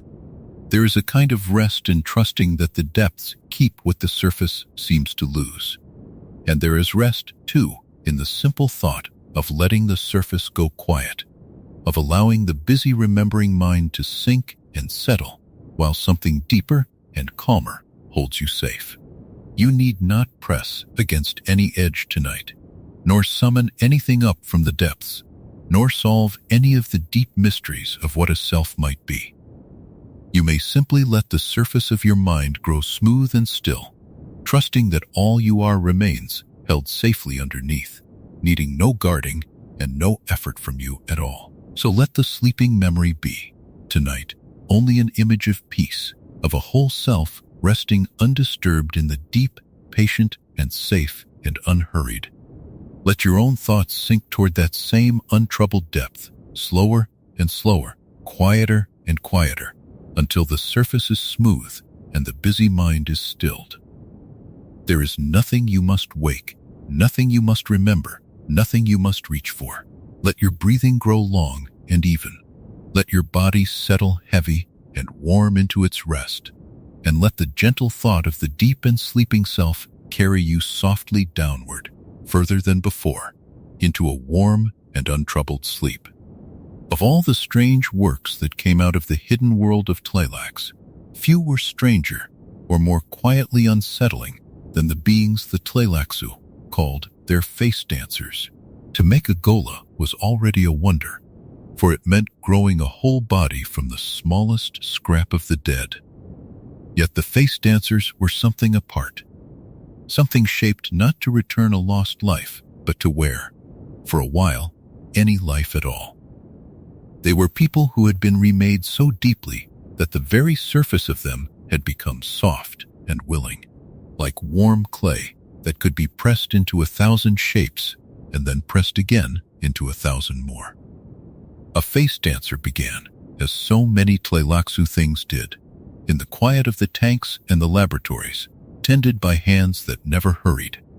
There the makers worked upon the flesh and the bone and the fine hidden threads of the nerves, teaching the body a suppleness that no natural body had ever known. When the work was finished, what stood before the masters was a being who could look upon another and slowly, gently, become the mirror of that other. The cheeks could rise or fall, the jaw could lengthen or draw in, the color of the skin could shift, the very set of the eyes could change, until the borrowed face settled softly over the true one like a mask that had grown from within. To watch such a change was to watch something both marvelous and troubling, and yet in the telling it need not trouble you at all, for it happened without violence and without pain. The face dancer would study the one it wished to become, taking in the way that person stood and turned, and let the weight fall from one foot to the other. It would learn the small habits that mark each of us as ourselves, the tilt of a head while listening, the way a hand might rest against a cheek in thought. And then, slowly, the flesh would answer that study, flowing into the new shape as still water answers the shape of the vessel that holds it. The Tleilaxu did not make these beings out of idle wonder. for they were a patient and practical people who spent their arts only where they saw a use. A face dancer who could wear another's face was, above all, a way of reaching into places that were closed to the small, soft figures of Tleilax itself. The masters and their servants were known throughout the Imperium, and known too as people to be watched and mistrusted, so they could not simply walk into the halls of the great houses. But a face dancer wearing the face of a trusted steward, or a familiar guard, or a servant who had carried the same tray for many years could pass through doors that would have closed at once against any open Tleilaxu. There was a softness to the danger of them, and that softness was the very heart of what made them so quietly powerful. A blade at the throat announces itself, and a poison leaves its trace. But a face that has been borrowed announces nothing at all. The one who sat across from a face dancer might feel entirely at ease, might speak as freely as they would to an old and trusted companion, never once suspecting that the familiar features across the table had been grown that season in a Tleilaxu tank and shaped upon another's likeness. In this way, the face dancers moved through the Imperium like reflections that had learned to walk on their own. Yet for all their skill, the Tleilaxu themselves understood that the mask was never quite perfect, and this too is part of the true telling. A face dancer could take the shape of another with astonishing faithfulness, could match the height and the coloring and the manner and the voice, and could hold that shape for a long while without strain. But those who knew the deepest secrets of the art whispered that the copy was never entirely complete, that some fine grain of the original self could not be perfectly captured from the outside alone. The memories of a whole life, the 1,000 small private things that only the true person carried within, these were harder to steal than a face.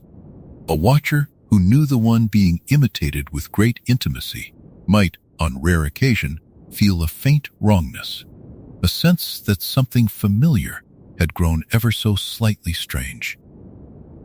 Because of this, the face dancers were most useful where they were least known, standing in for those whose inner lives no one around them examined too closely. A humble servant is rarely questioned about the private turnings of the heart, and a guard at a distant post is rarely asked to recall the small memories of years gone by.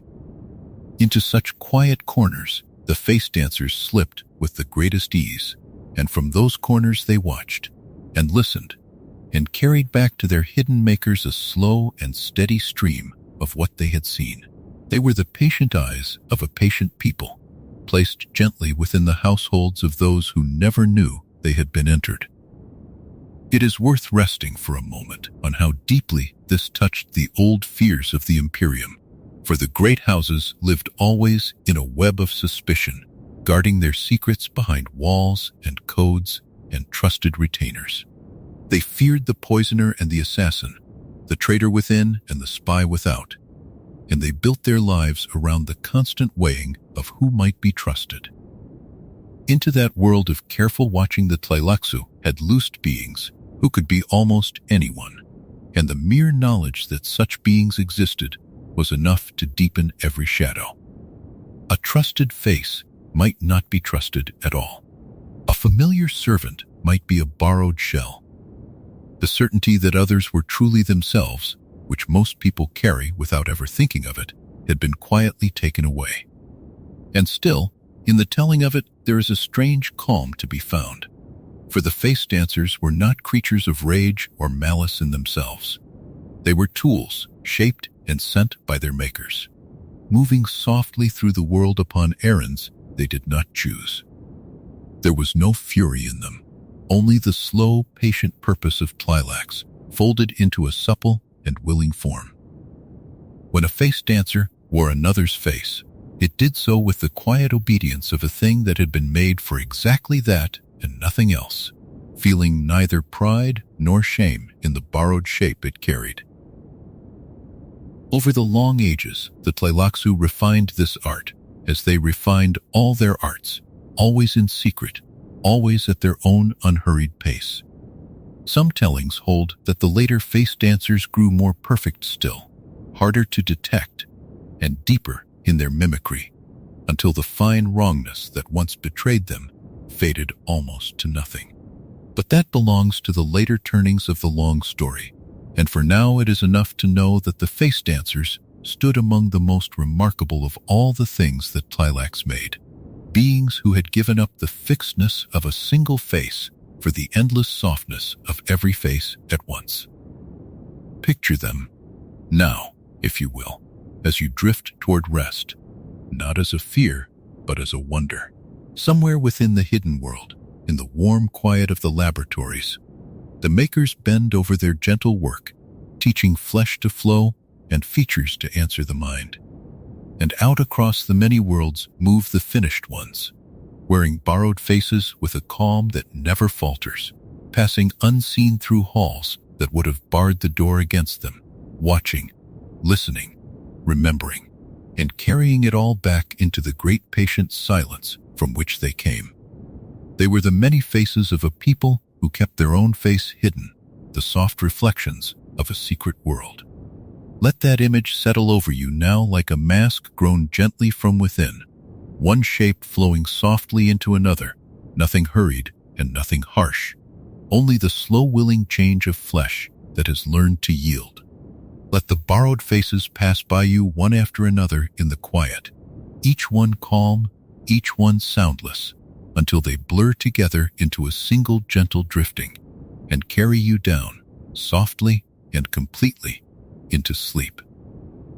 If the face dancers were a marvel to behold, it was in their long and quiet service as spies that they truly shaped the fortunes of the hidden world of Tleilax. For a people who lived behind a curtain of secrecy, who let no traveler wander their streets and no ambassador walk their cities freely, the greatest need was not to be seen, but to see. And so the Tleilaxu, who could not go openly into the halls of their rivals, made instead beings who could go anywhere and be taken for anyone, and through those borrowed faces they reached into the deepest and best guarded places of the Imperium. Consider first how difficult a thing this was for them to accomplish, and how patiently they had solved it. The great houses were fortresses of suspicion, and the ruling powers of the age had learned across long centuries to guard their words and their movements from prying eyes. Every servant was weighed, every guard was chosen with care, every visitor was watched. A stranger who wished to learn the private counsels of a noble family could not simply present themselves at the gate, for they would be turned away, or watched so closely that they learned nothing worth the risk. The old defenses of the Imperium were built to keep the unfamiliar out, but the face dancers were not unfamiliar. They wore the very faces that those defenses had been built to trust. Imagine, then, a household of some proud and cautious house, going about its ordinary days. There is a steward who has served for many years, a quiet and reliable figure whom no one thinks to question. There is a guard at a side passage, faithful and unremarkable, whose face has become as familiar as the stone of the walls. There is a servant who brings the evening meal, whose steps are known by their sound before the door is even opened. These are the people that no one watches, precisely because they have always been there and have never given cause for concern. And it was exactly into such faces that a face dancer would slip, taking the place of one who had been quietly removed, and standing thereafter within the household as though nothing at all had changed. From within that borrowed place, the spy of Tleilax could do what no outsider ever could. It could stand at the edge of the room while the family spoke of their plans, and no one would send it away, for the familiar servant belonged there. It could carry a message and read its meaning, could note who came and who went, could learn the small quarrels and the hidden alliances that shaped the fate of a house far more than any public treaty. And all of this it gathered not through cunning questions or bold intrusions, which might have drawn suspicion, but simply by being present day after day, wearing a face that no one thought to doubt. The greatest secrets of the Imperium were kept from strangers and betrayed to friends who were not friends at all. There was a deep patience in the way that Tleilaxu used these beings, for they did not seek to snatch a single secret and flee. A face dancer might hold a borrowed place for a long while, settling into the rhythm of the household, becoming ever more trusted, ever more woven into the ordinary life around it. The longer it stayed, the more it learned, and the more it learned, the more valuable it became to its distant makers. Where a common spy might grow anxious and hurry towards some reckless act, the face dancer had no such weakness, for it carried within it the same unhurried purpose as the whole of Tleilax. It could wait through seasons and through years, gathering slowly, giving nothing away. And when at last it had learned what its makers wished to know, it could withdraw as quietly as it had come.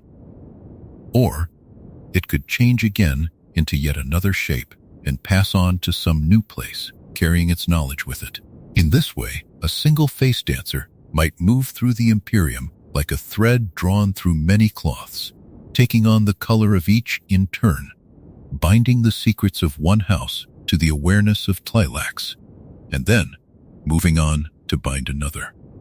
The rivals of the Tleilaxu built walls and codes and careful rings of trusted servants, and never knew that the very trust they relied upon had become the road by which they were watched. It was not only the great houses that felt this quiet reach, for the Tleilaxu had dealings with many powers and wished to understand all of them. The wealthy who came to buy the wares of the tanks, the schemers who plotted in distant courts, the various factions who circled one another in the endless slow contest of the Imperium. All of these were of interest to a people who measured their designs in ages. To understand a rival was to be able to plan around them, and to plan around a rival was to survive and to prosper in a universe where the Tleilaxu were despised by nearly all. The face dancers were the eyes through which that understanding flowed, endlessly patient, endlessly present, endlessly unseen. There is something worth pausing upon in the sheer softness of this kind of power, for it worked not by force, but by the quiet undoing of certainty. A house might have the strongest guards and the highest walls, and still be entered, not through the gate, but through the trust that lived within. The strength of a fortress lies in knowing who stands inside it, and that was the very thing the face dancers took away.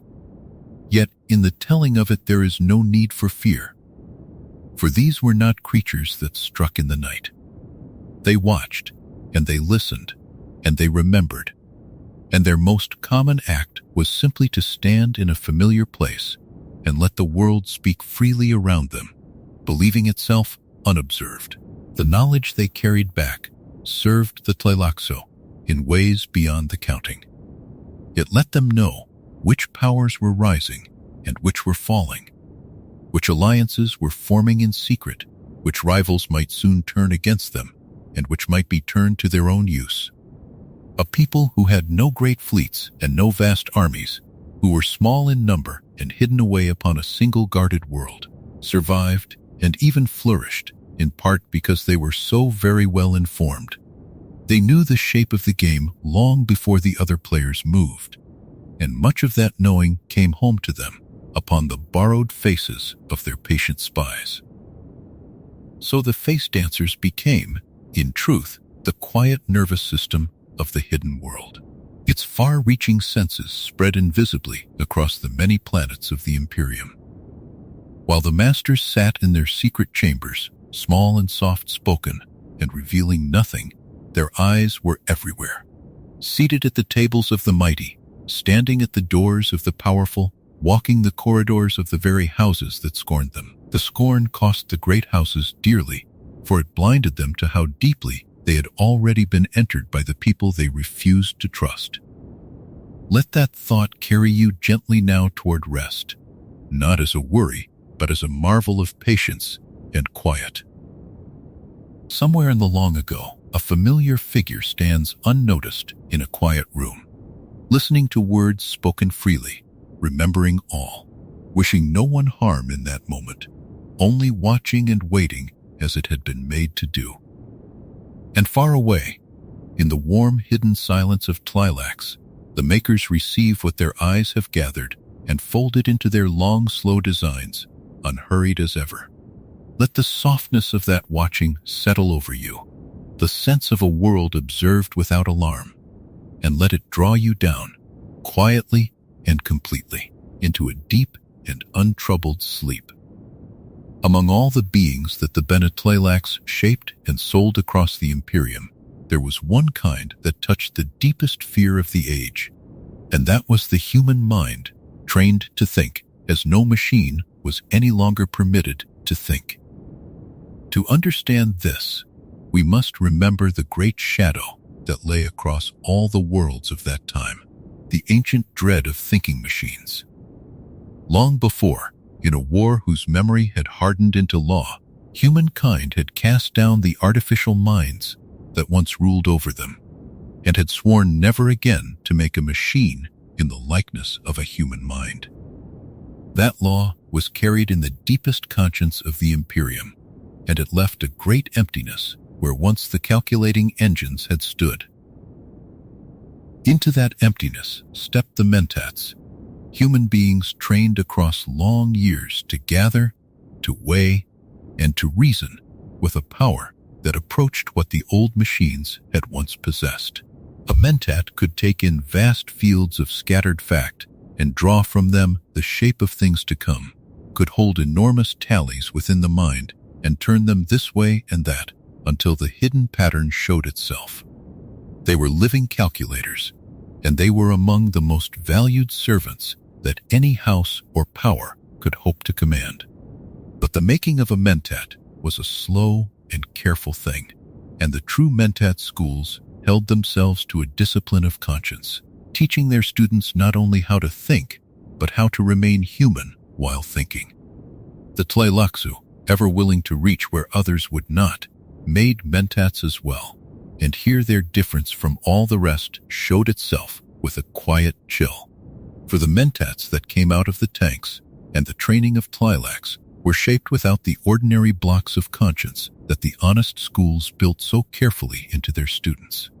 These were called the twisted mentats, and the twisting lay not in the power of their calculation, which could be very great, but in the absence of the inner restraints that hold most minds back from certain kinds of thought and certain kinds of service.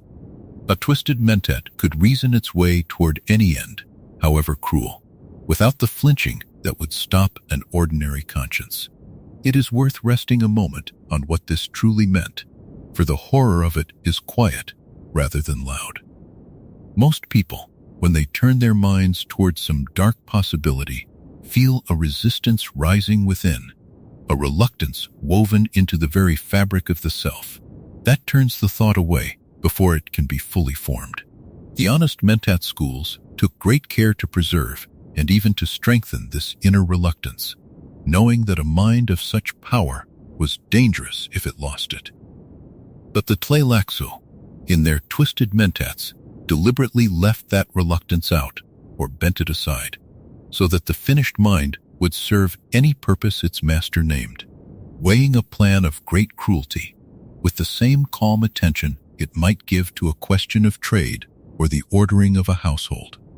This made the twisted mentats terribly useful to certain buyers, and terribly dangerous in the world.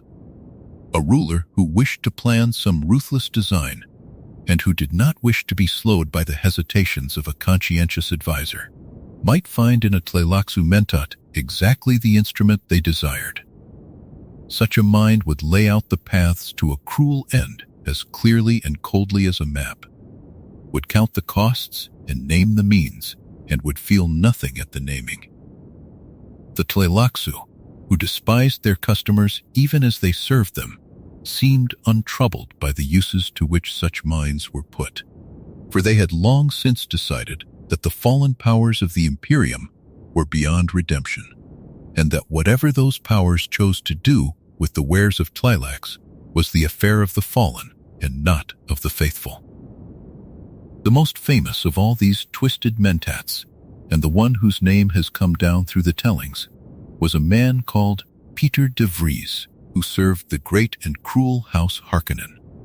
He was the very picture of what the Tleilaxu could make, a mind of formidable reach and cold clarity, bound to the will of a ruthless master and untroubled by the schemes he was set to weave. Peter de Vries stood at the side of the Baron of that house, calculating and advising, taking a strange and quiet pleasure in the intricate cruelties that his mind could design. In him, the world could see, as plainly as anywhere, what it meant for great power of thought to be joined to an absence of the ordinary conscience.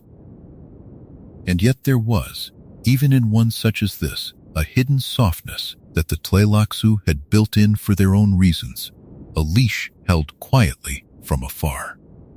The twisted mentat that served the Harkonnens carried within a deep craving that his masters could use to control him. A hunger placed there so that the servant might never fully slip the hand that guided him. In this we see the careful way of the Tleilaxu, who never made a thing of power without also making a way to hold it. Even as they sold a mind that would serve any cruelty, they wove into it a secret dependence, so that the buyer, though he thought himself the master, was in some measure still reaching back toward the hidden world for that which kept his instrument in hand. There is a strange and quiet lesson in the way the Tleilaxu regarded these creations of theirs, for they seemed to feel no shame in them at all. To make a mind without conscience and to sell it to the cruel would trouble almost anyone, but the Tleilaxu carried a conviction that set them apart from such troubling. They believed themselves the true faithful in a fallen universe, pure of soul in a way that the great houses could never be, and they looked upon their customers as unclean and lost. If the lost wished to buy minds fit for their darkness, that was only the darkness finding its own, and the faithful of Tleilax kept their hands clean in their own eyes by the simple certainty that they were of another and higher kind. We need not share that certainty to feel the deep quiet of it, the way a people could go on making such things across the long centuries without ever losing their sleep over them. And in the telling for rest, the horror softens into wonder at the sheer coldness of it, a coldness that harms no one in the safe distance of the story. The twisted mentats were, in the end, one more expression of the great Tleilaxu willingness to make what others would not, to reach past the law and past the conscience of the age into the making of minds themselves. They took the noblest of the human arts, the training of thought, to its highest reach, and they made of it something bent and quiet and terrible, and they sold it to those who scorned them, and they felt themselves the purer for it. Let all of that grow soft and distant now as you settle towards sleep. Picture the cold, clear mind at its patient reckoning, laying out its maps of consequence in the quiet, and then let the picture fade, for it cannot reach you here. Let the great fear of the thinking machine and the strange answer the Tleilaxu made to it become only a low murmur in the far distance of a story told to help you rest. There is nothing here to weigh upon you, only the slow unwinding of an old and quiet marvel. Let your own thoughts loosen their careful hold. Let the counting and the reckoning of the day drift away unfinished, and let yourself sink, gently and completely, into a deep and peaceful sleep. There is a curious truth at the very heart of the story of the Bene Tleilax, a truth that runs through every age of their long existence, and it is this. The very powers who despised them, who would not sit at their table or call them friend, came to them again and again as buyers. The scorn and the need lived side by side, and neither ever fully drove out the other. The great houses turned up their noses at the people of Tleilax, and then sent their agents quietly to purchase what only the tanks could grow. In this strange and steady traffic, we come to understand something essential about the place the Tleilaxu held in the Imperium. Needed by all and loved by none. Consider the range of what the hidden world had to sell, for it was wider than most outsiders ever fully grasped. From the axlotl tanks came the gholas, the bodies grown from the cells of the dead, whole and living and wearing the faces of those who had passed. From the same secret arts came the face dancers, the supple beings who could take on the likeness of another. And though these were used chiefly by the Tleilaxu themselves, their existence spoke of the depth of the craft on offer. There came the twisted mentats, the minds of great power, shaped without the ordinary blocks of conscience. And there came, beyond all these wonders, the quiet and constant trade in living flesh itself, in skin and nerve and muscle and organ, grown to order for those who had need. It was this last trade, perhaps, that bound the Imperium most tightly to the world it scorned. For the Tleilaxu could culture flesh where no flesh had grown before, and could replace what injury or age had taken away. A person who had lost an eye might come, through the proper hidden channels, to have a new eye grown and fitted. A person who had lost a limb might be made whole again. Tissue could be shaped to almost any purpose a buyer might name, and healing that no ordinary physician could offer lay within the reach of the tanks. In a universe of war and violence and long, slow decline, such healing was beyond price, and the worlds that scorned the Tleilaxu still lined up to purchase what only their tanks could make. There is a gentle irony in imagining the great and proud of the Imperium in this posture, and it is an irony that soothes rather than stings. A haughty noble, secure in the ancient dignity of a mighty house, who would never dream of receiving a Tleilaxu as an equal, might nonetheless carry within their own body some quiet gift of the tanks, a healed wound or a restored sense, grown in the very place they held to be unclean. The scorn was worn upon the face, and the need was carried within the flesh, and the two never quite met to trouble the conscience of the buyer. It was easier, perhaps, to hold the nose and pay the price than to reckon honestly with what that price truly meant. The buyers came from every quarter of the Imperium, and this too is worth resting upon, for it shows how wide the shadow of the tanks was cast. The great houses came, seeking healing and advantage and the strange resources that only Tleilax could provide. The wealthy came, those who could afford what the poor could only dream of, seeking to mend their bodies or to gain some edge over their rivals. The desperate came, those who had lost what seemed beyond recovery, and who found in the hidden world a last and unlikely hope. And even the most secretive and powerful of the orders, those who held themselves highest of all, found reasons across the long ages to deal with the people they most disdained. Nearly all of the Imperium, at one time or another, made its quiet way to the door of Tleilax. Among these buyers were the great sisterhood of the Bene Gesserit, an order proud and ancient and deep in its own designs, who regarded the Tleilaxu with a wariness that ran very deep. The two were rivals in many things, each holding secrets the other would have given much to possess, and each mistrusting the other with good reason. And yet even between rivals so wary there passed, across the ages, a traffic of need. For the sisterhood too had uses for what the tanks could grow, and the Tleilaxu had uses for what the sisterhood could offer in return. So it was throughout the Imperium, this weaving together of scorn and dealing, of mistrust and exchange, until the hidden world sat at the quiet center of a web of need that touched nearly every power there was. Why, one might gently wonder, did the Tleilaxu accept this endless trade with those who despised them, and the answer lies deep in the nature of that patient people. They did not seem to need the love of their customers, nor even their respect, for they carried within their own hearts a conviction that made the scorn of outsiders almost meaningless to them. They believed themselves the true faithful, pure in a fallen universe, and they looked upon their haughty buyers as the lost looking upon the found.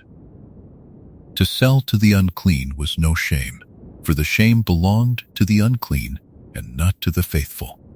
And the trade brought them what they needed to sustain their hidden world and their long, slow designs, the resources and the reach and the knowledge that flowed back to them along the roads of commerce. There was, too, a quiet strength in being needed by all, for it made the Tleilaxu difficult to destroy. A people who are merely despised may be cast out or fallen upon, but a people who are despised and needed are protected by the very need of their enemies. To move against Tleilax was to risk losing all that only Tleilax could provide, the healing and the gholas and the strange resources woven into the life of the Imperium. And so the scorn of the great powers was held in check by their own dependence, and the hidden world endured across the centuries, sheltered in part by the reluctant hands that reached toward it for what they could not make themselves. We may pause here upon the deep and quiet cleverness of a people who turned even the contempt of others to their own long advantage. The Tleilaxu did not fight to be loved, and they did not weep at being scorned. They made themselves necessary, and they let the necessity do the work that armies might otherwise have had to do. They grew their flesh and their wonders in the warm silence of the tanks, and they sent them out into the world along the quiet roads of trade, and they let the proud and the powerful come to them, one after another, holding their noses and paying their prices, and returning home no less needful than before. So it was that the most despised people in the empire became also among the most needed, bound to their scornful customers by ties that neither side could easily break. The great houses took the gholas and the twisted mentats and the healing flesh, and they paid, and still they held their noses, and the Tleilaxu received their payment and their scorn together with the same soft and unbothered calm. It was a strange marriage of contempt and need, kept alive across the long ages, and it endured because both sides, in their different ways, found it worth enduring. Let that quiet balance settle over you now as you drift toward rest, the gentle image of a hidden world sitting patient at the center of a great web of need. There is no strife in it now, only the slow, steady flow of things given and things received, of scorn worn lightly and need carried quietly, of a people who asked for nothing but that others should keep coming to their door. Let the long traffic of the ages become a soft and distant murmur, a coming and a going that asks nothing of you at all, and let it carry you, gently and completely, down into a deep and untroubled sleep. To truly understand the Bene Tleilax, we must look beneath the surface they showed to the world, for what they seemed and what they were stood very far apart. To the outsider who dealt with them, the Tleilaxu appeared as small and humble figures, soft of speech and modest of bearing, clad in simple cloaks and revealing nothing of themselves.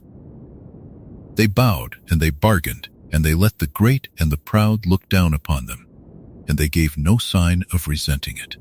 Yet beneath that humble seeming there lay a pride deeper than any noble house in the Imperium, a pride so old and so certain that the scorn of others could not touch it at all. The root of this hidden pride lay in their secret faith, the old religion they had carried out of the deep past and turned inward across the long centuries.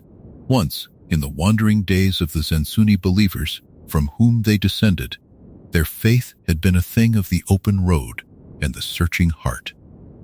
But over the ages, behind the closed doors of their hidden world, it had turned secret and strange, until it became a religion known fully only to themselves. And at the heart of that secret faith lay a conviction that changed everything about how they saw the universe and their place within it. They believed that they alone were the chosen and the pure, the true faithful in a fallen creation, and that all the rest of humankind had wandered from the light. Hold that thought gently for a moment, for it is the key that unlocks the whole of their strange bearing. When a people are certain, truly and deeply certain, that they are the elect of all creation, the opinions of others cease to have any weight. The scorn of a great house is only the scorn of the lost, and the lost cannot shame the found. The contempt of the mighty is only the contempt of the unclean, and the unclean cannot defile the pure. And so the Tleilaxu could accept the disdain of the whole Imperium with a calm that looked, from the outside, like humility, but was in truth something quite different. It was the serene indifference of those who believed themselves already above the ones who looked down upon them. Their meekness, then, was a mask, and behind it lay a scorn as old as their secret faith. When a Tleilaxu master bowed before a proud buyer and spoke softly and revealed nothing, the softness was not weakness, and the bowing was not submission. It was the careful manner of one who moves among a lesser kind, hiding the truth of the heart behind a pleasing surface, giving the proud what the proud wished to see. Behind the modest eyes there was a judgment being made, quiet and constant, that placed the haughty customer far below the humble seller in the only reckoning that the Tleilaxu believed truly mattered. The buyer thought himself the greater, and the seller let him think it, and the seller carried home the private certainty of his own higher place. This is a strange thing to sit with, and yet in the telling for rest there is a deep quiet in it. For it was a pride that did not rage and did not boast. The proud of the great houses wore their pride upon their sleeves, displaying it in their banners and their titles and their haughty manners, forever needing others to see and to acknowledge their greatness. But the pride of the Tleilaxu needed no witness at all. It lived entirely within, sustained by the secret faith, requiring nothing from the outside world but to be left alone with its own certainty. Such a pride is quiet by its very nature, for it has no need to announce itself, and it is patient, for it is sure of its own truth, no matter how long it must wait for that truth to be revealed. We can see, in this hidden pride, the source of much of what made the Tleilaxu so strange and so enduring. It was this certainty that let them practice their forbidden arts without the shame that would have stopped another people, for they were the pure, and the works of the pure could not be unclean, whatever the fallen might say. It was this certainty that let them sell their gholas and their twisted mentats and their healing flesh to those who despised them, feeling no dishonor in the trade. For what did the judgment of the lost matter to the found? And it was this certainty that let them bear the scorn of the whole Imperium across the long centuries without bending, for they knew, or believed they knew, that they stood higher than all of it in the true order of things. There is a further depth to this, for the pride of the Tleilaxu was not the pride of individuals seeking their own glory, but the pride of a people bound together by a shared and secret belief. Each master, each servant, each of the faithful carried within the same conviction, and that shared conviction knit them into a whole that no outside pressure could easily break. A people united by such a certainty are far stronger than a people held together only by law or by fear, for the bond lies in the deepest part of each of them, in what they believe about who they are and what they are for. The Tleilaxu were such a people, and their hidden pride was the mortar that held their hidden world together across the ages. It is worth resting, too, upon the great gap between the seeming and the truth, for there is something almost gentle in the completeness of the disguise. Everything the outsider saw of the Tleilaxu was arranged to conceal what lay beneath: the humble cloak over the proud heart, the soft speech over the hard certainty, the single small figure over the vast hidden depths of a whole secret people. They showed the world exactly what would let them move through it unmolested: a modest and useful folk who kept to themselves and troubled no one. And the world, seeing what it was shown, mistook the mask for the face, and never guessed at the scorn that looked back at it from behind the lowered eyes.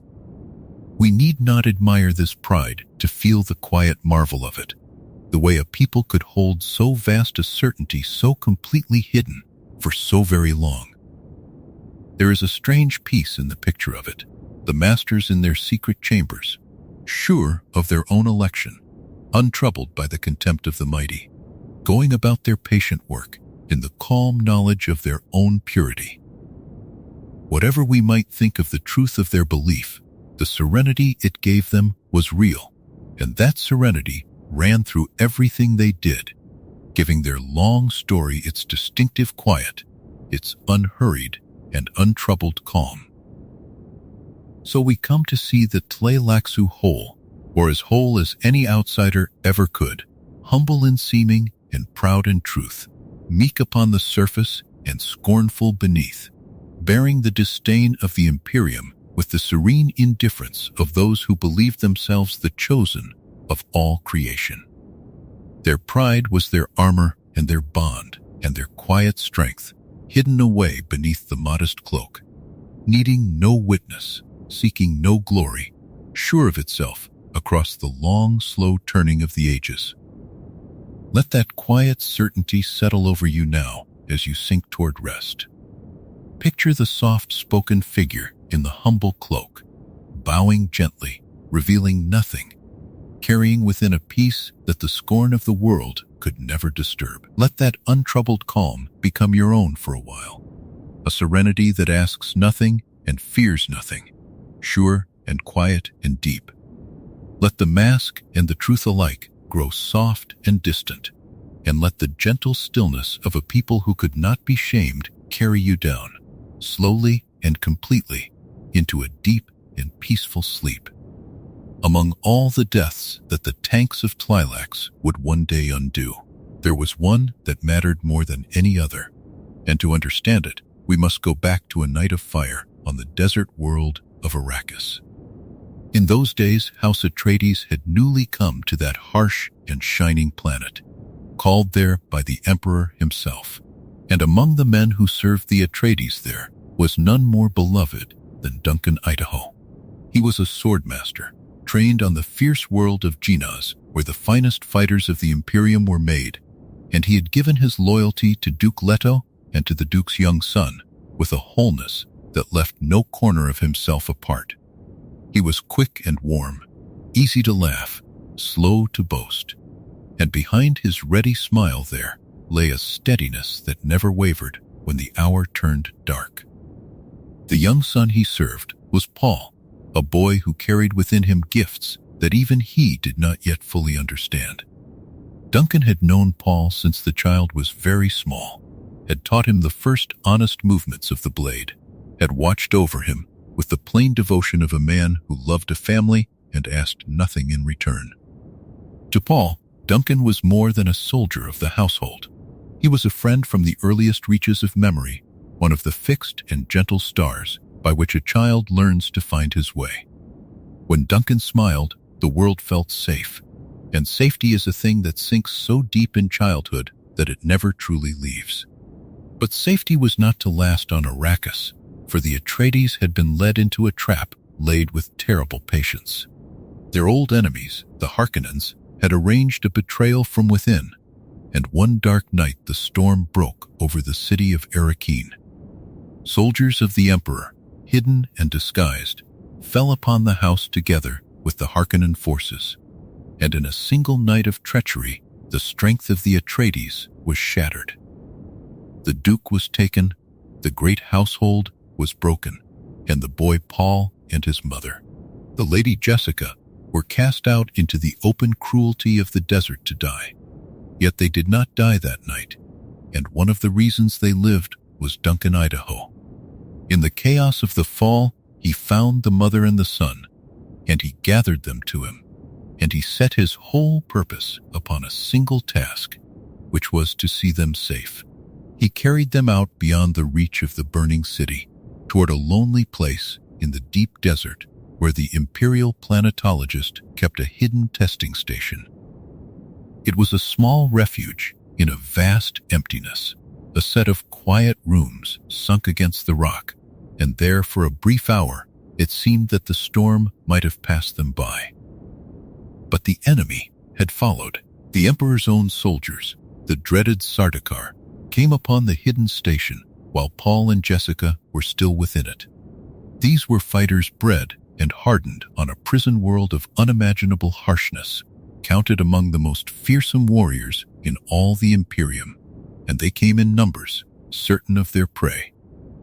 In that moment, Duncan Idaho understood, with the plain clarity that comes to a brave man at the end, exactly what was being asked of him, and exactly what he would give.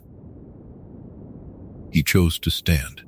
He set himself in the doorway between the killers and the two he had sworn to protect, and he told the others to flee while there was still time, and then he turned to meet the soldiers alone.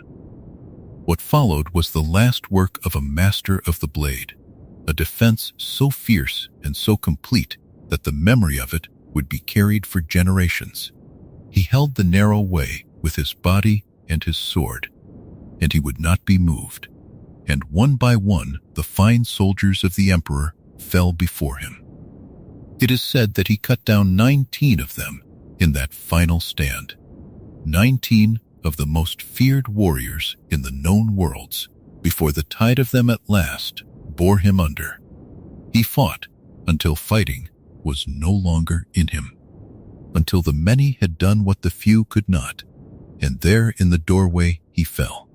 He died as he had lived, turned outward toward the danger, his back to the ones he loved, his last strength spent entirely in the buying of their escape. And it was enough, because Duncan Idaho stood where he stood and gave what he gave. Paul and his mother slipped away into the vastness of the sand, and the boy who would one day shake the whole Imperium walked out of that night alive. His body was lost in the aftermath, left behind in the wreckage of the station amid the fallen Sardaukar, and there was no time and no way to carry the dead. In the ordinary reckoning of the universe, that would have been the end of him, a good man spent in a good cause, remembered with grief, and then, slowly, with the softening that time lays over all sorrow. Paul grieved him deeply, for one does not lose a friend of the earliest years without a wound that closes only partly. In the long labor of what came after, as the boy became a man and the man became something greater, the memory of Duncan went with him like a quiet weight carried close to the heart. And yet, though the body was lost, not every trace of the man was gone forever. This is the thing that mattered, the small hinge upon which so much would later turn. In the world of Frank Herbert, a scrap of the flesh, a remnant of the cells that had once been Duncan Idaho, could survive the death of the whole. Somewhere, unseen and unspoken of, such a remnant was gathered and kept. Where the great and the loyal fall, there are always those who watch from the shadows and gather what others leave behind, and the Tleilaxu were ever the most patient of watchers. For the Bene Tleilax, a fallen swordmaster of great renown was not merely a tragedy. He was a possibility. Their tanks could take the smallest living token of a person and, over long and hidden labor, coax from it a body once more, whole and breathing, wearing the very face of the one who had died. They did not think in the way that grieving friends think. They did not mourn Duncan Idaho, for they had never known him and would never care to. They looked upon what remained of him as a craftsman looks upon fine raw material, seeing not the loss, but the work that might be made. And so the death of Duncan, Idaho, which was for Paul a wound that never wholly healed, became for the Tleilaxu the beginning of a very long design.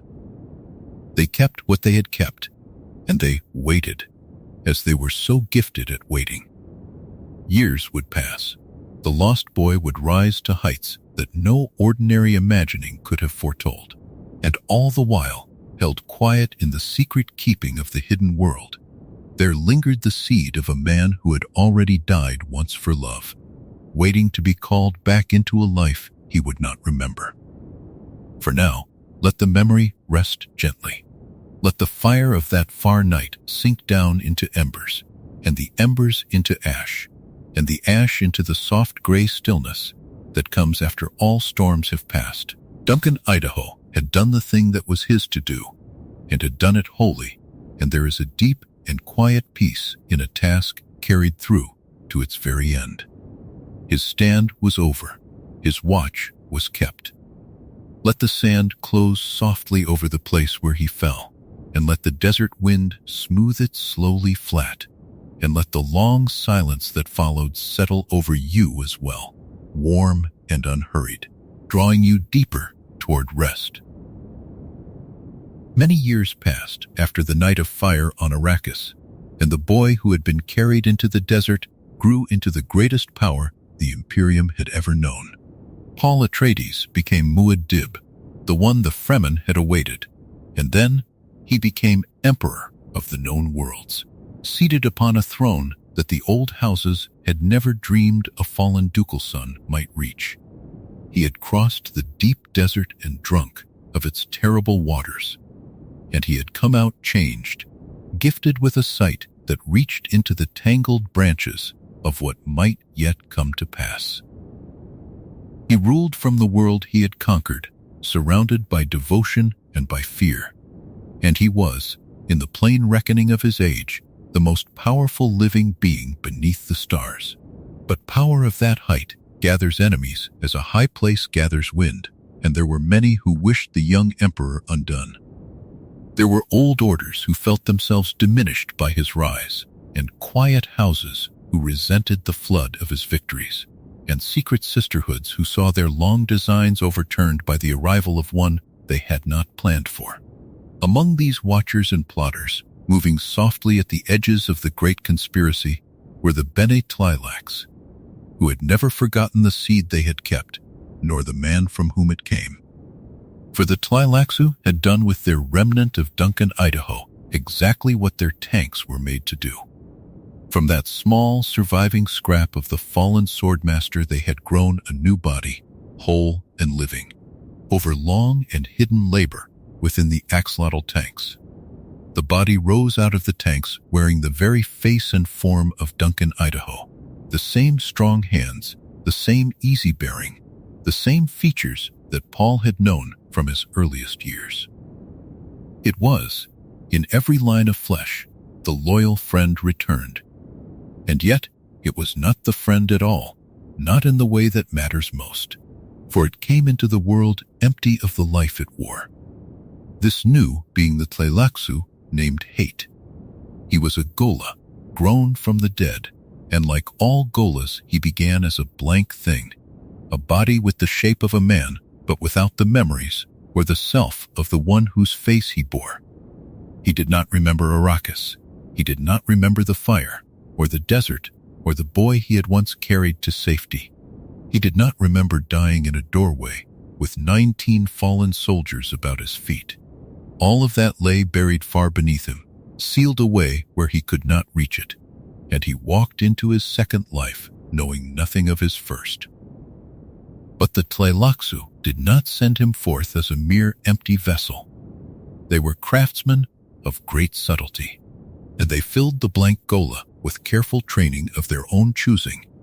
They shaped his mind in the disciplines they valued, teaching him the ways of a philosopher of the old wandering faith from which their own secret religion had grown, so that he came to think in slow spirals and calm questions about the nature of duty and of self.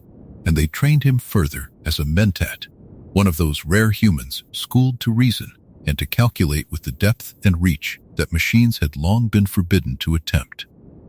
So hate came into being as a strange and layered thing. A warrior's body housing a contemplative's mind, the face of a beloved friend set above the reasoning of a living instrument. They gave him, too, the mark of their own making.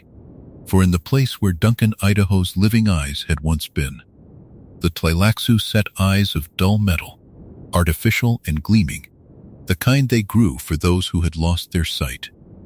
These eyes could see as well as any, and better in some ways, yet they were plainly not the eyes a man is born with. And anyone who looked upon hate would know at once that here was a thing that had passed through the hands of Tleilax. It was as though the makers had signed their work upon his face, so that none could mistake whose craft had returned this dead man to the living world. Then, when the ghola was grown and shaped and ready, the Tleilaxu offered him as a gift. Into the court of the Emperor Muad'Dib, the ghola was brought, wearing the face of the man who had died to save the emperor's life, and he was presented as a present, a token laid before the throne. "Here," said the giving of it, "is the beloved dead returned to you, the loyal swordmaster who fell so that you might live, grown again, and given back into your keeping." It was a gift of a kind that no other power in the universe could offer, for only the Tleilaxu held the art of returning the dead, and only they could have made so astonishing an offering. For Paul, to look upon that face was a thing that struck deep past all his defenses. Here before him stood Duncan Idaho, unchanged from the friend of his childhood, the same in every feature save for the strange metal eyes. Every reason and every caution told the emperor that this was not truly his old companion, that a ghola is a new being wearing an old shape, that the self he had loved was not looking back at him. And yet the heart does not reason so cleanly, and the sight of a lost friend restored is a thing that reaches down into the oldest and most tender places of a person, the places that were formed long before caution was learned. Paul understood well enough who was giving this gift, and he understood that a present from such hands was never only a present. The Tleilaxu did nothing without a hidden purpose folded within it, and a gift wrapped in the face of the beloved dead was surely the most dangerous kind of all. Still, he received the ghola into his court and into his keeping, and he named him again by the old name, calling him Duncan, as if by the naming he might coax the buried self to rise. He kept the ghost of his friend near him, watching, waiting, aware that something more than kindness had been laid at his feet, and yet unable to turn away from the face he had grieved for so long. So the ghola hate entered the household of the emperor, a living puzzle wearing a loved and mourned face.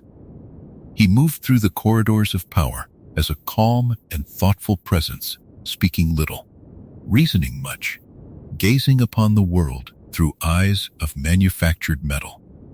He did not know what he was, nor all of what had been made of him, nor what quiet purposes might sleep within him unspoken.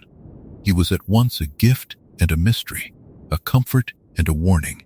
The dead returned, and the stranger arrived, all held together in a single quiet man who walked the halls of a throne he did not remember once having helped to build.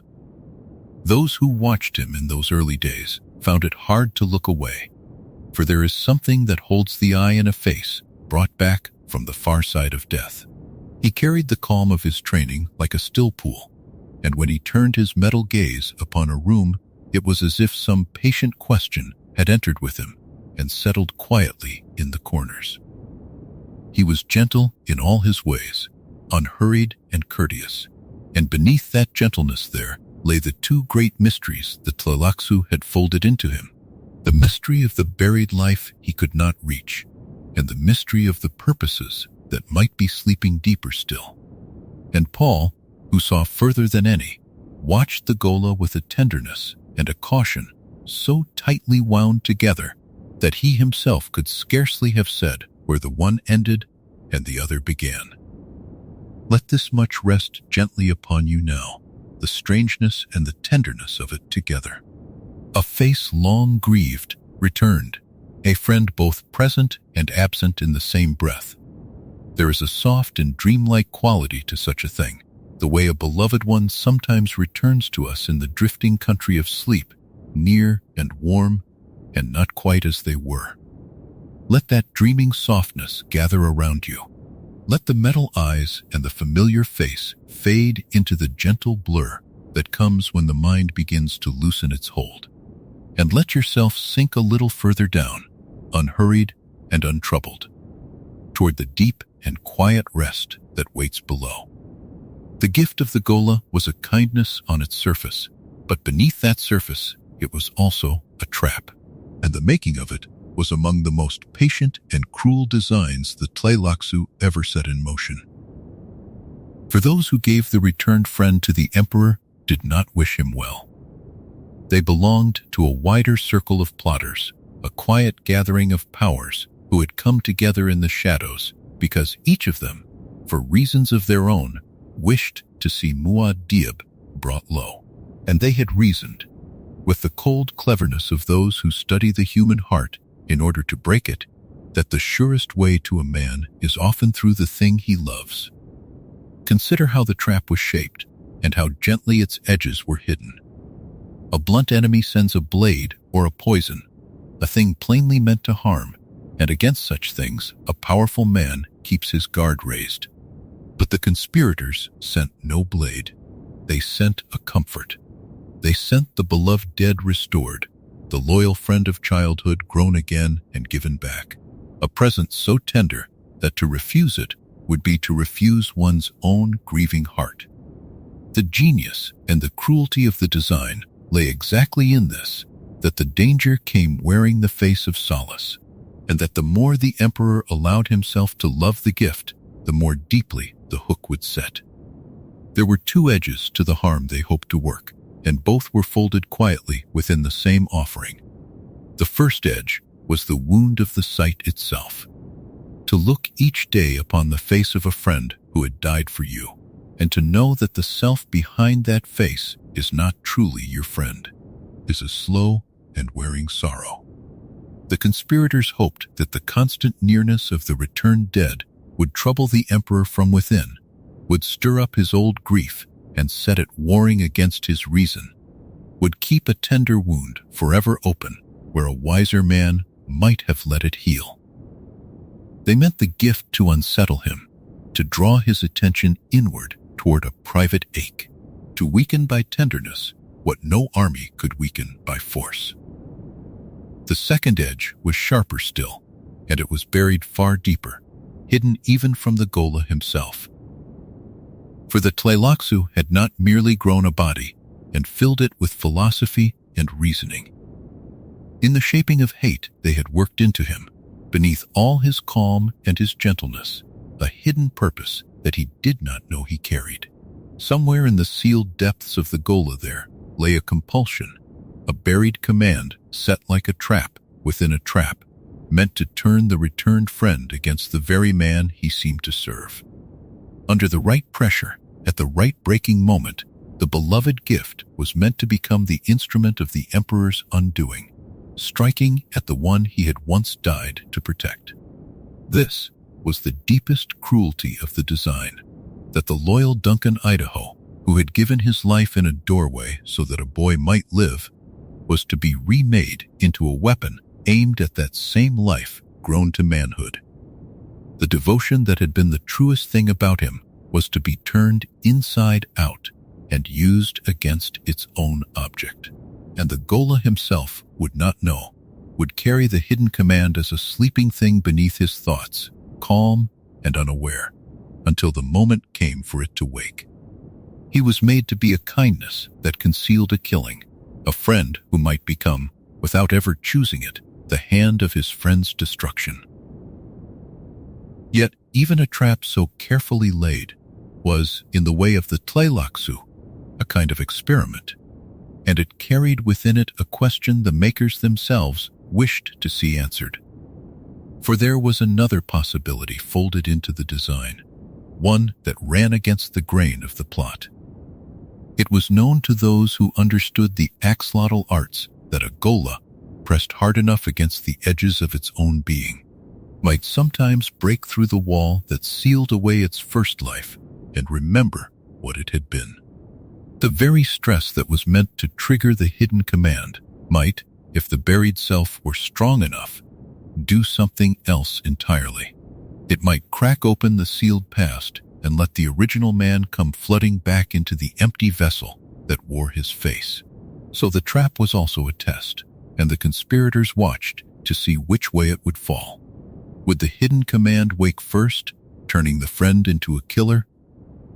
Or would the buried self wake first, turning the empty ghola back into the loyal man he had been? It was a wager laid upon the deepest question of what a person truly is, whether the self can be commanded from without, or whether, pressed to its limit, it reaches back for its own true shape. The Tleilaxu, who cared nothing for the emperor and only for the working of their craft, were content to learn the answer either way, for either way their tanks and their arts would be shown to have reached into the very seat of the soul. And here we come to the heart of what made the Tleilaxu what they were, for this is how they thought and this is how they worked. They did not strike in anger, and they did not strike in haste. They laid their designs across years, wrapping harm inside comfort, folding a killing inside a kindness, and setting the whole delicate mechanism into motion with the patience of those who measure time in ages. They were content to give a man exactly what his heart most longed for, and to hide within that longing the seed of his ruin, and then to wait, quietly, to see what would grow. There is something almost gentle in the slowness of it, and something deeply unsettling, and the two feelings sit together and will not be parted. It is worth pausing to feel how many separate wills were needed to weave a single trap so fine, and how the Tleilaxu were content to be only one thread among them. They did not need to hold every strand themselves. They needed only to supply the one thing that no other conspirator could make, the returned friend grown from the dead, and to fold their hidden purpose into it, and then to let the wider circle of plotters carry the gift where it needed to go. In this too they showed their nature, for they preferred always to work at a distance, through the hands and the desires of others, letting the greed and the fear of the mighty do the carrying, while they themselves remained unseen. A trap that many hands help to lay is a trap that few will think to blame upon its true maker. The plot, once set, could not be quickly undone, for its threads ran through many hands and many purposes, and the ghola walked the emperor's halls with the danger sleeping inside him, unknown to himself and only half known to the man who kept him near. A quiet man with metal eyes and a familiar face, carrying a buried storm he could not feel, moving softly through the days while the makers of him waited far away to see which way the deep thing within would break. It was a waiting laid over a waiting, a stillness stretched taut across a hidden edge, and neither the watcher nor the watched could say for certain which way the balance would finally tip.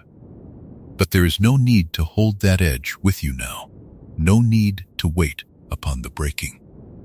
Let the trap sit unresolved and far away, its slow gears turning in some distant hall while you rest here, apart from all of it and safe.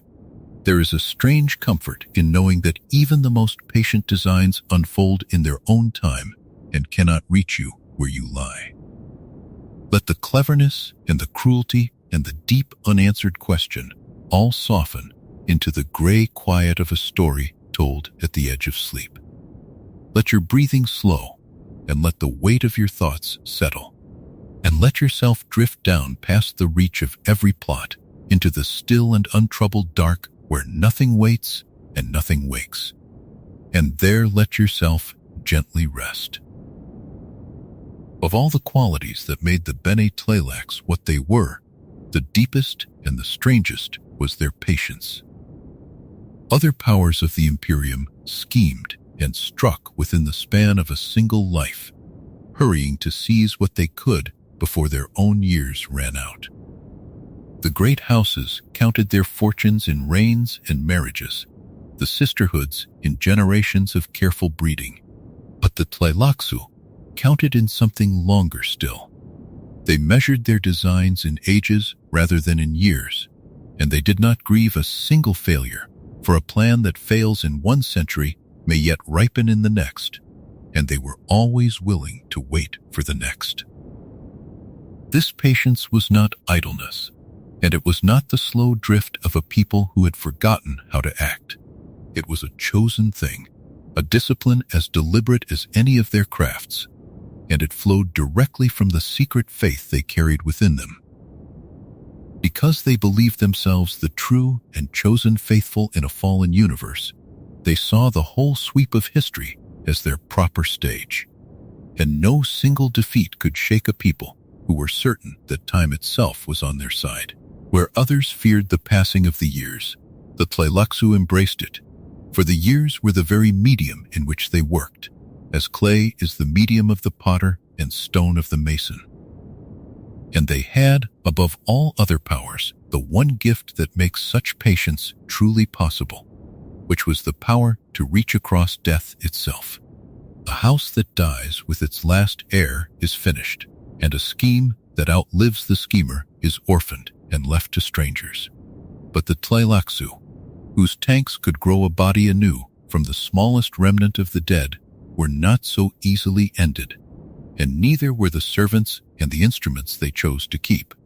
They could set a thing aside for 100 years or 1,000, held quiet in their hidden keeping, and then bring it forth again when the hour at last seemed ripe. Death, which sets the boundary upon all ordinary plans, was for them a boundary they had learned to step across.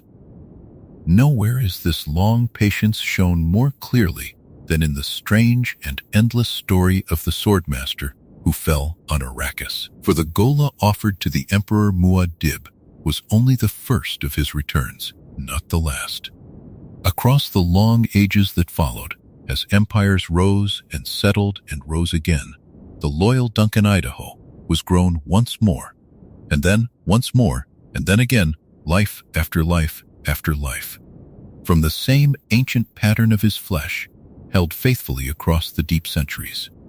New bodies were coaxed into being, each wearing the same face, each beginning again as a blank and empty vessel waiting to be filled. Think upon what that means and how far it reaches. A man who died in a single doorway in the span of one desert night became, through the patience of the Tleilaxu, a thread that ran through thousands of years of history. Kings and tyrants and whole civilizations passed away, and still the swordmaster returned again and again, called back from the same small seed by the same unhurried craft. Generations who had never heard his first name still met his face, still knew his hands, still received in their own troubled age the loyal servant who had first fallen so very long before. He became, without ever choosing it, a living bridge laid across the ages, carried forward by a people who did not tire and did not forget. For the Tleilaxu, each of these returns was another patient move in a game whose board was history itself. They did not simply grow the swordmaster out of sentiment, for sentiment was not in them. They grew him because a ghola of such renown was useful, a piece to be placed and moved and offered, a way to reach into the courts of the mighty across time. And when one return failed of its purpose, or slipped from their control, or turned in the hand that held it, they did not despair.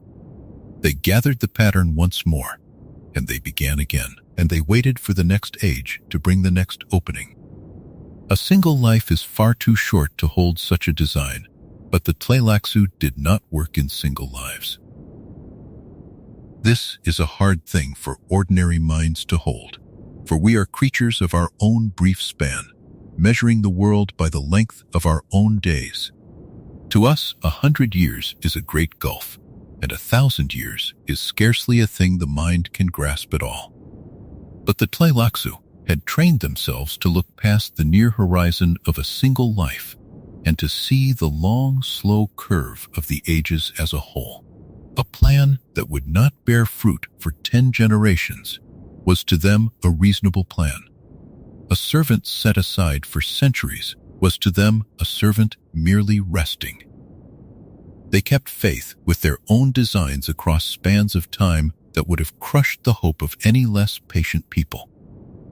And because they lived so much within the long view, they were rarely surprised and rarely dismayed.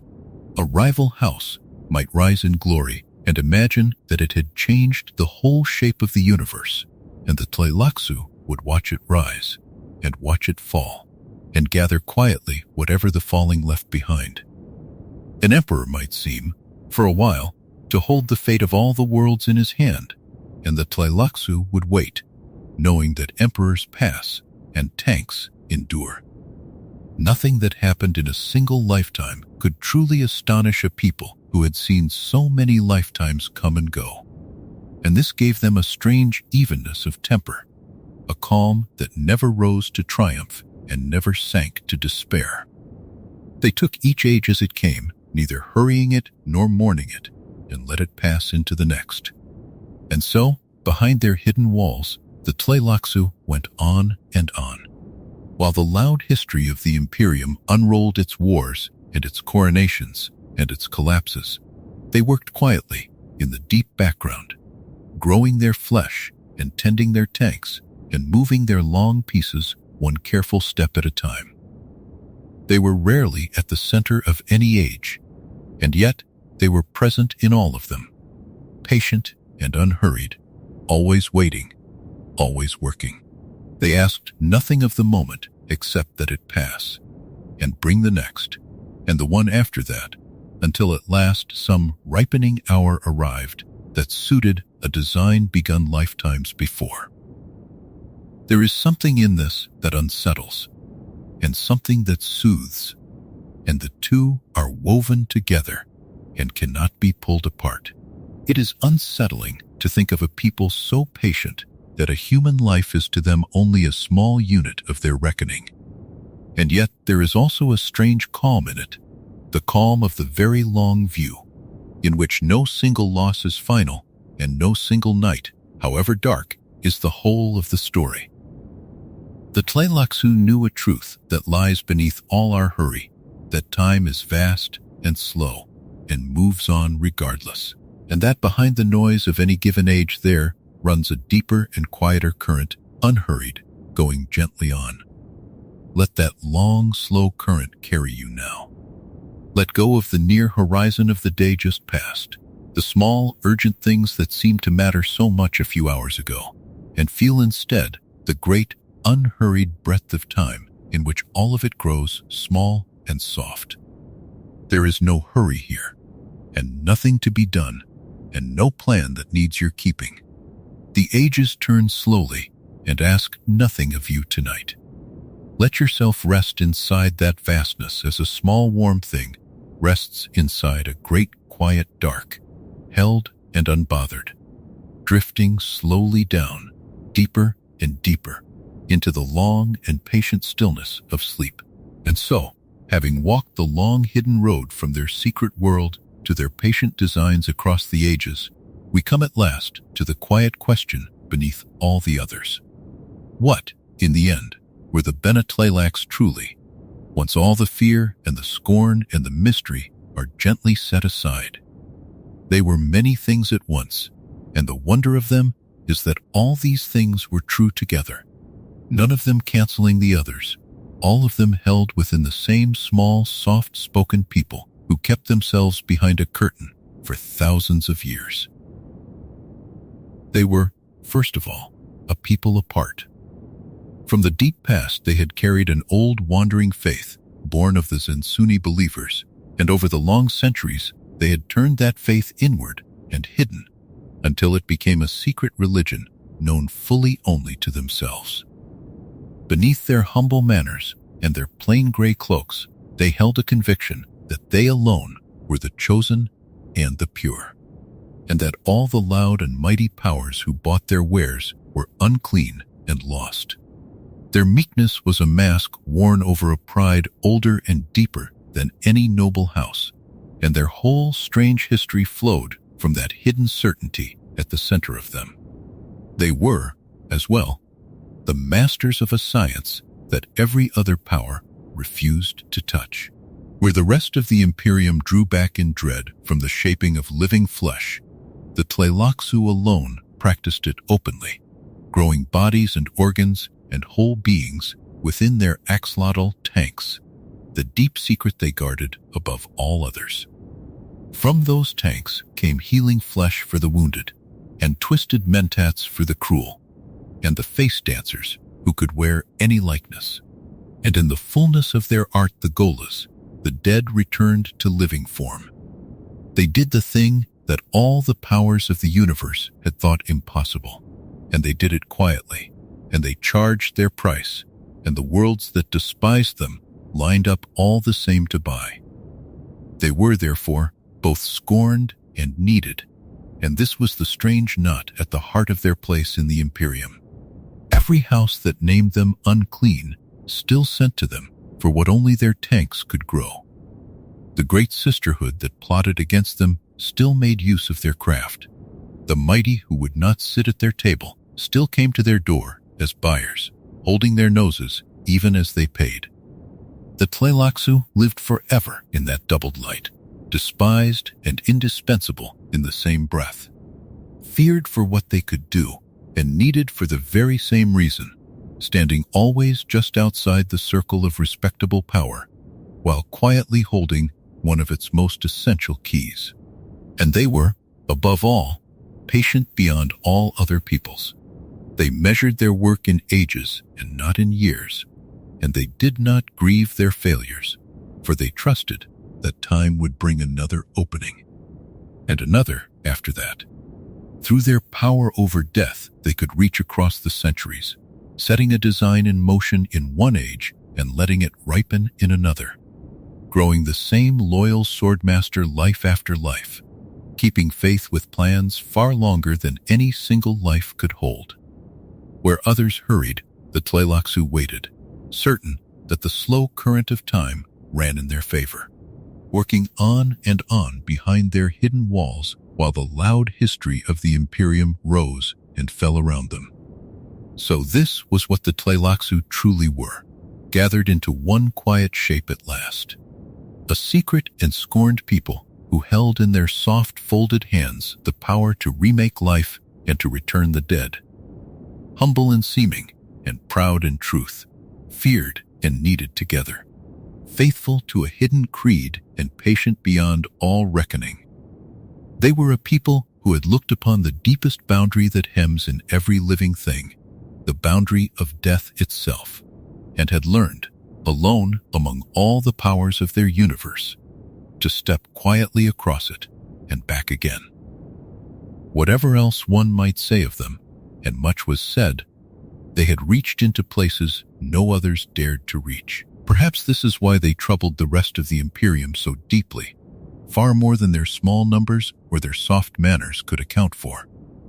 It was not only what they made in their tanks that unsettled the great powers, though that was strange enough. It was what they seemed to know, or to believe they knew, behind their lowered eyes and their humble words. Every house that dealt with them felt, without quite being able to name it, that the gray-cloaked figure before them was measuring the encounter against a reckoning far longer than a single life, and that in that vast reckoning the proud buyer counted for very little. To stand before such patience is to feel one's own hurry laid bare, and few people forgive being made to feel so small. And so they returned the scorn that Tleilaxu quietly gave them, and the old double distrust went on and on. Yet, for all that they were feared, there is a strange and gentle wonder in dwelling upon such a people, as the mind begins to soften towards sleep. They lived so much in the long, slow depths of time, so far beneath the hurry of ordinary days, that simply to think of them is to feel one's own pace begin to slow. Their whole way of being was a kind of quiet, a stillness held for thousands of years behind a closed curtain, a patience so deep that it seems less like a plan and more like the calm of the sea far below its restless surface. Whatever storms may cross the bright and troubled top of the water, the deep beneath lies always still and slow and dark, untouched by the weather of the hour. To rest upon that stillness for a little while is to borrow some of its ease. And now the long road we have walked together comes softly to its close, and there is nothing left to reach for and nothing left to hold. The hidden world spins quietly on in its far corner of the dark. The tanks do their slow, silent work behind their sealed walls. The masters in their gray cloaks keep their long, patient watch, as they always have and always will, needing nothing from you and asking nothing of you tonight. All of it is far away, and all of it is at peace, and all of it can be gently let go. Let the whole great story settle now, like fine sand settling slowly to the floor of a still, deep pool, each grain drifting down without hurry until all lies quiet and even and calm. Let the fear soften, and the mystery soften, and the wonder soften, until they are only a warm gray blur at the far edge of your thoughts. There is nothing you need to remember, and nothing you need to understand. The secret keepers have kept their secret for thousands of years, and they will keep it still while you rest, and their long quiet is more than large enough to hold your own. Feel how heavy and how comfortable your body has become, sinking down into the warmth beneath you, held and safe and wanting for nothing at all.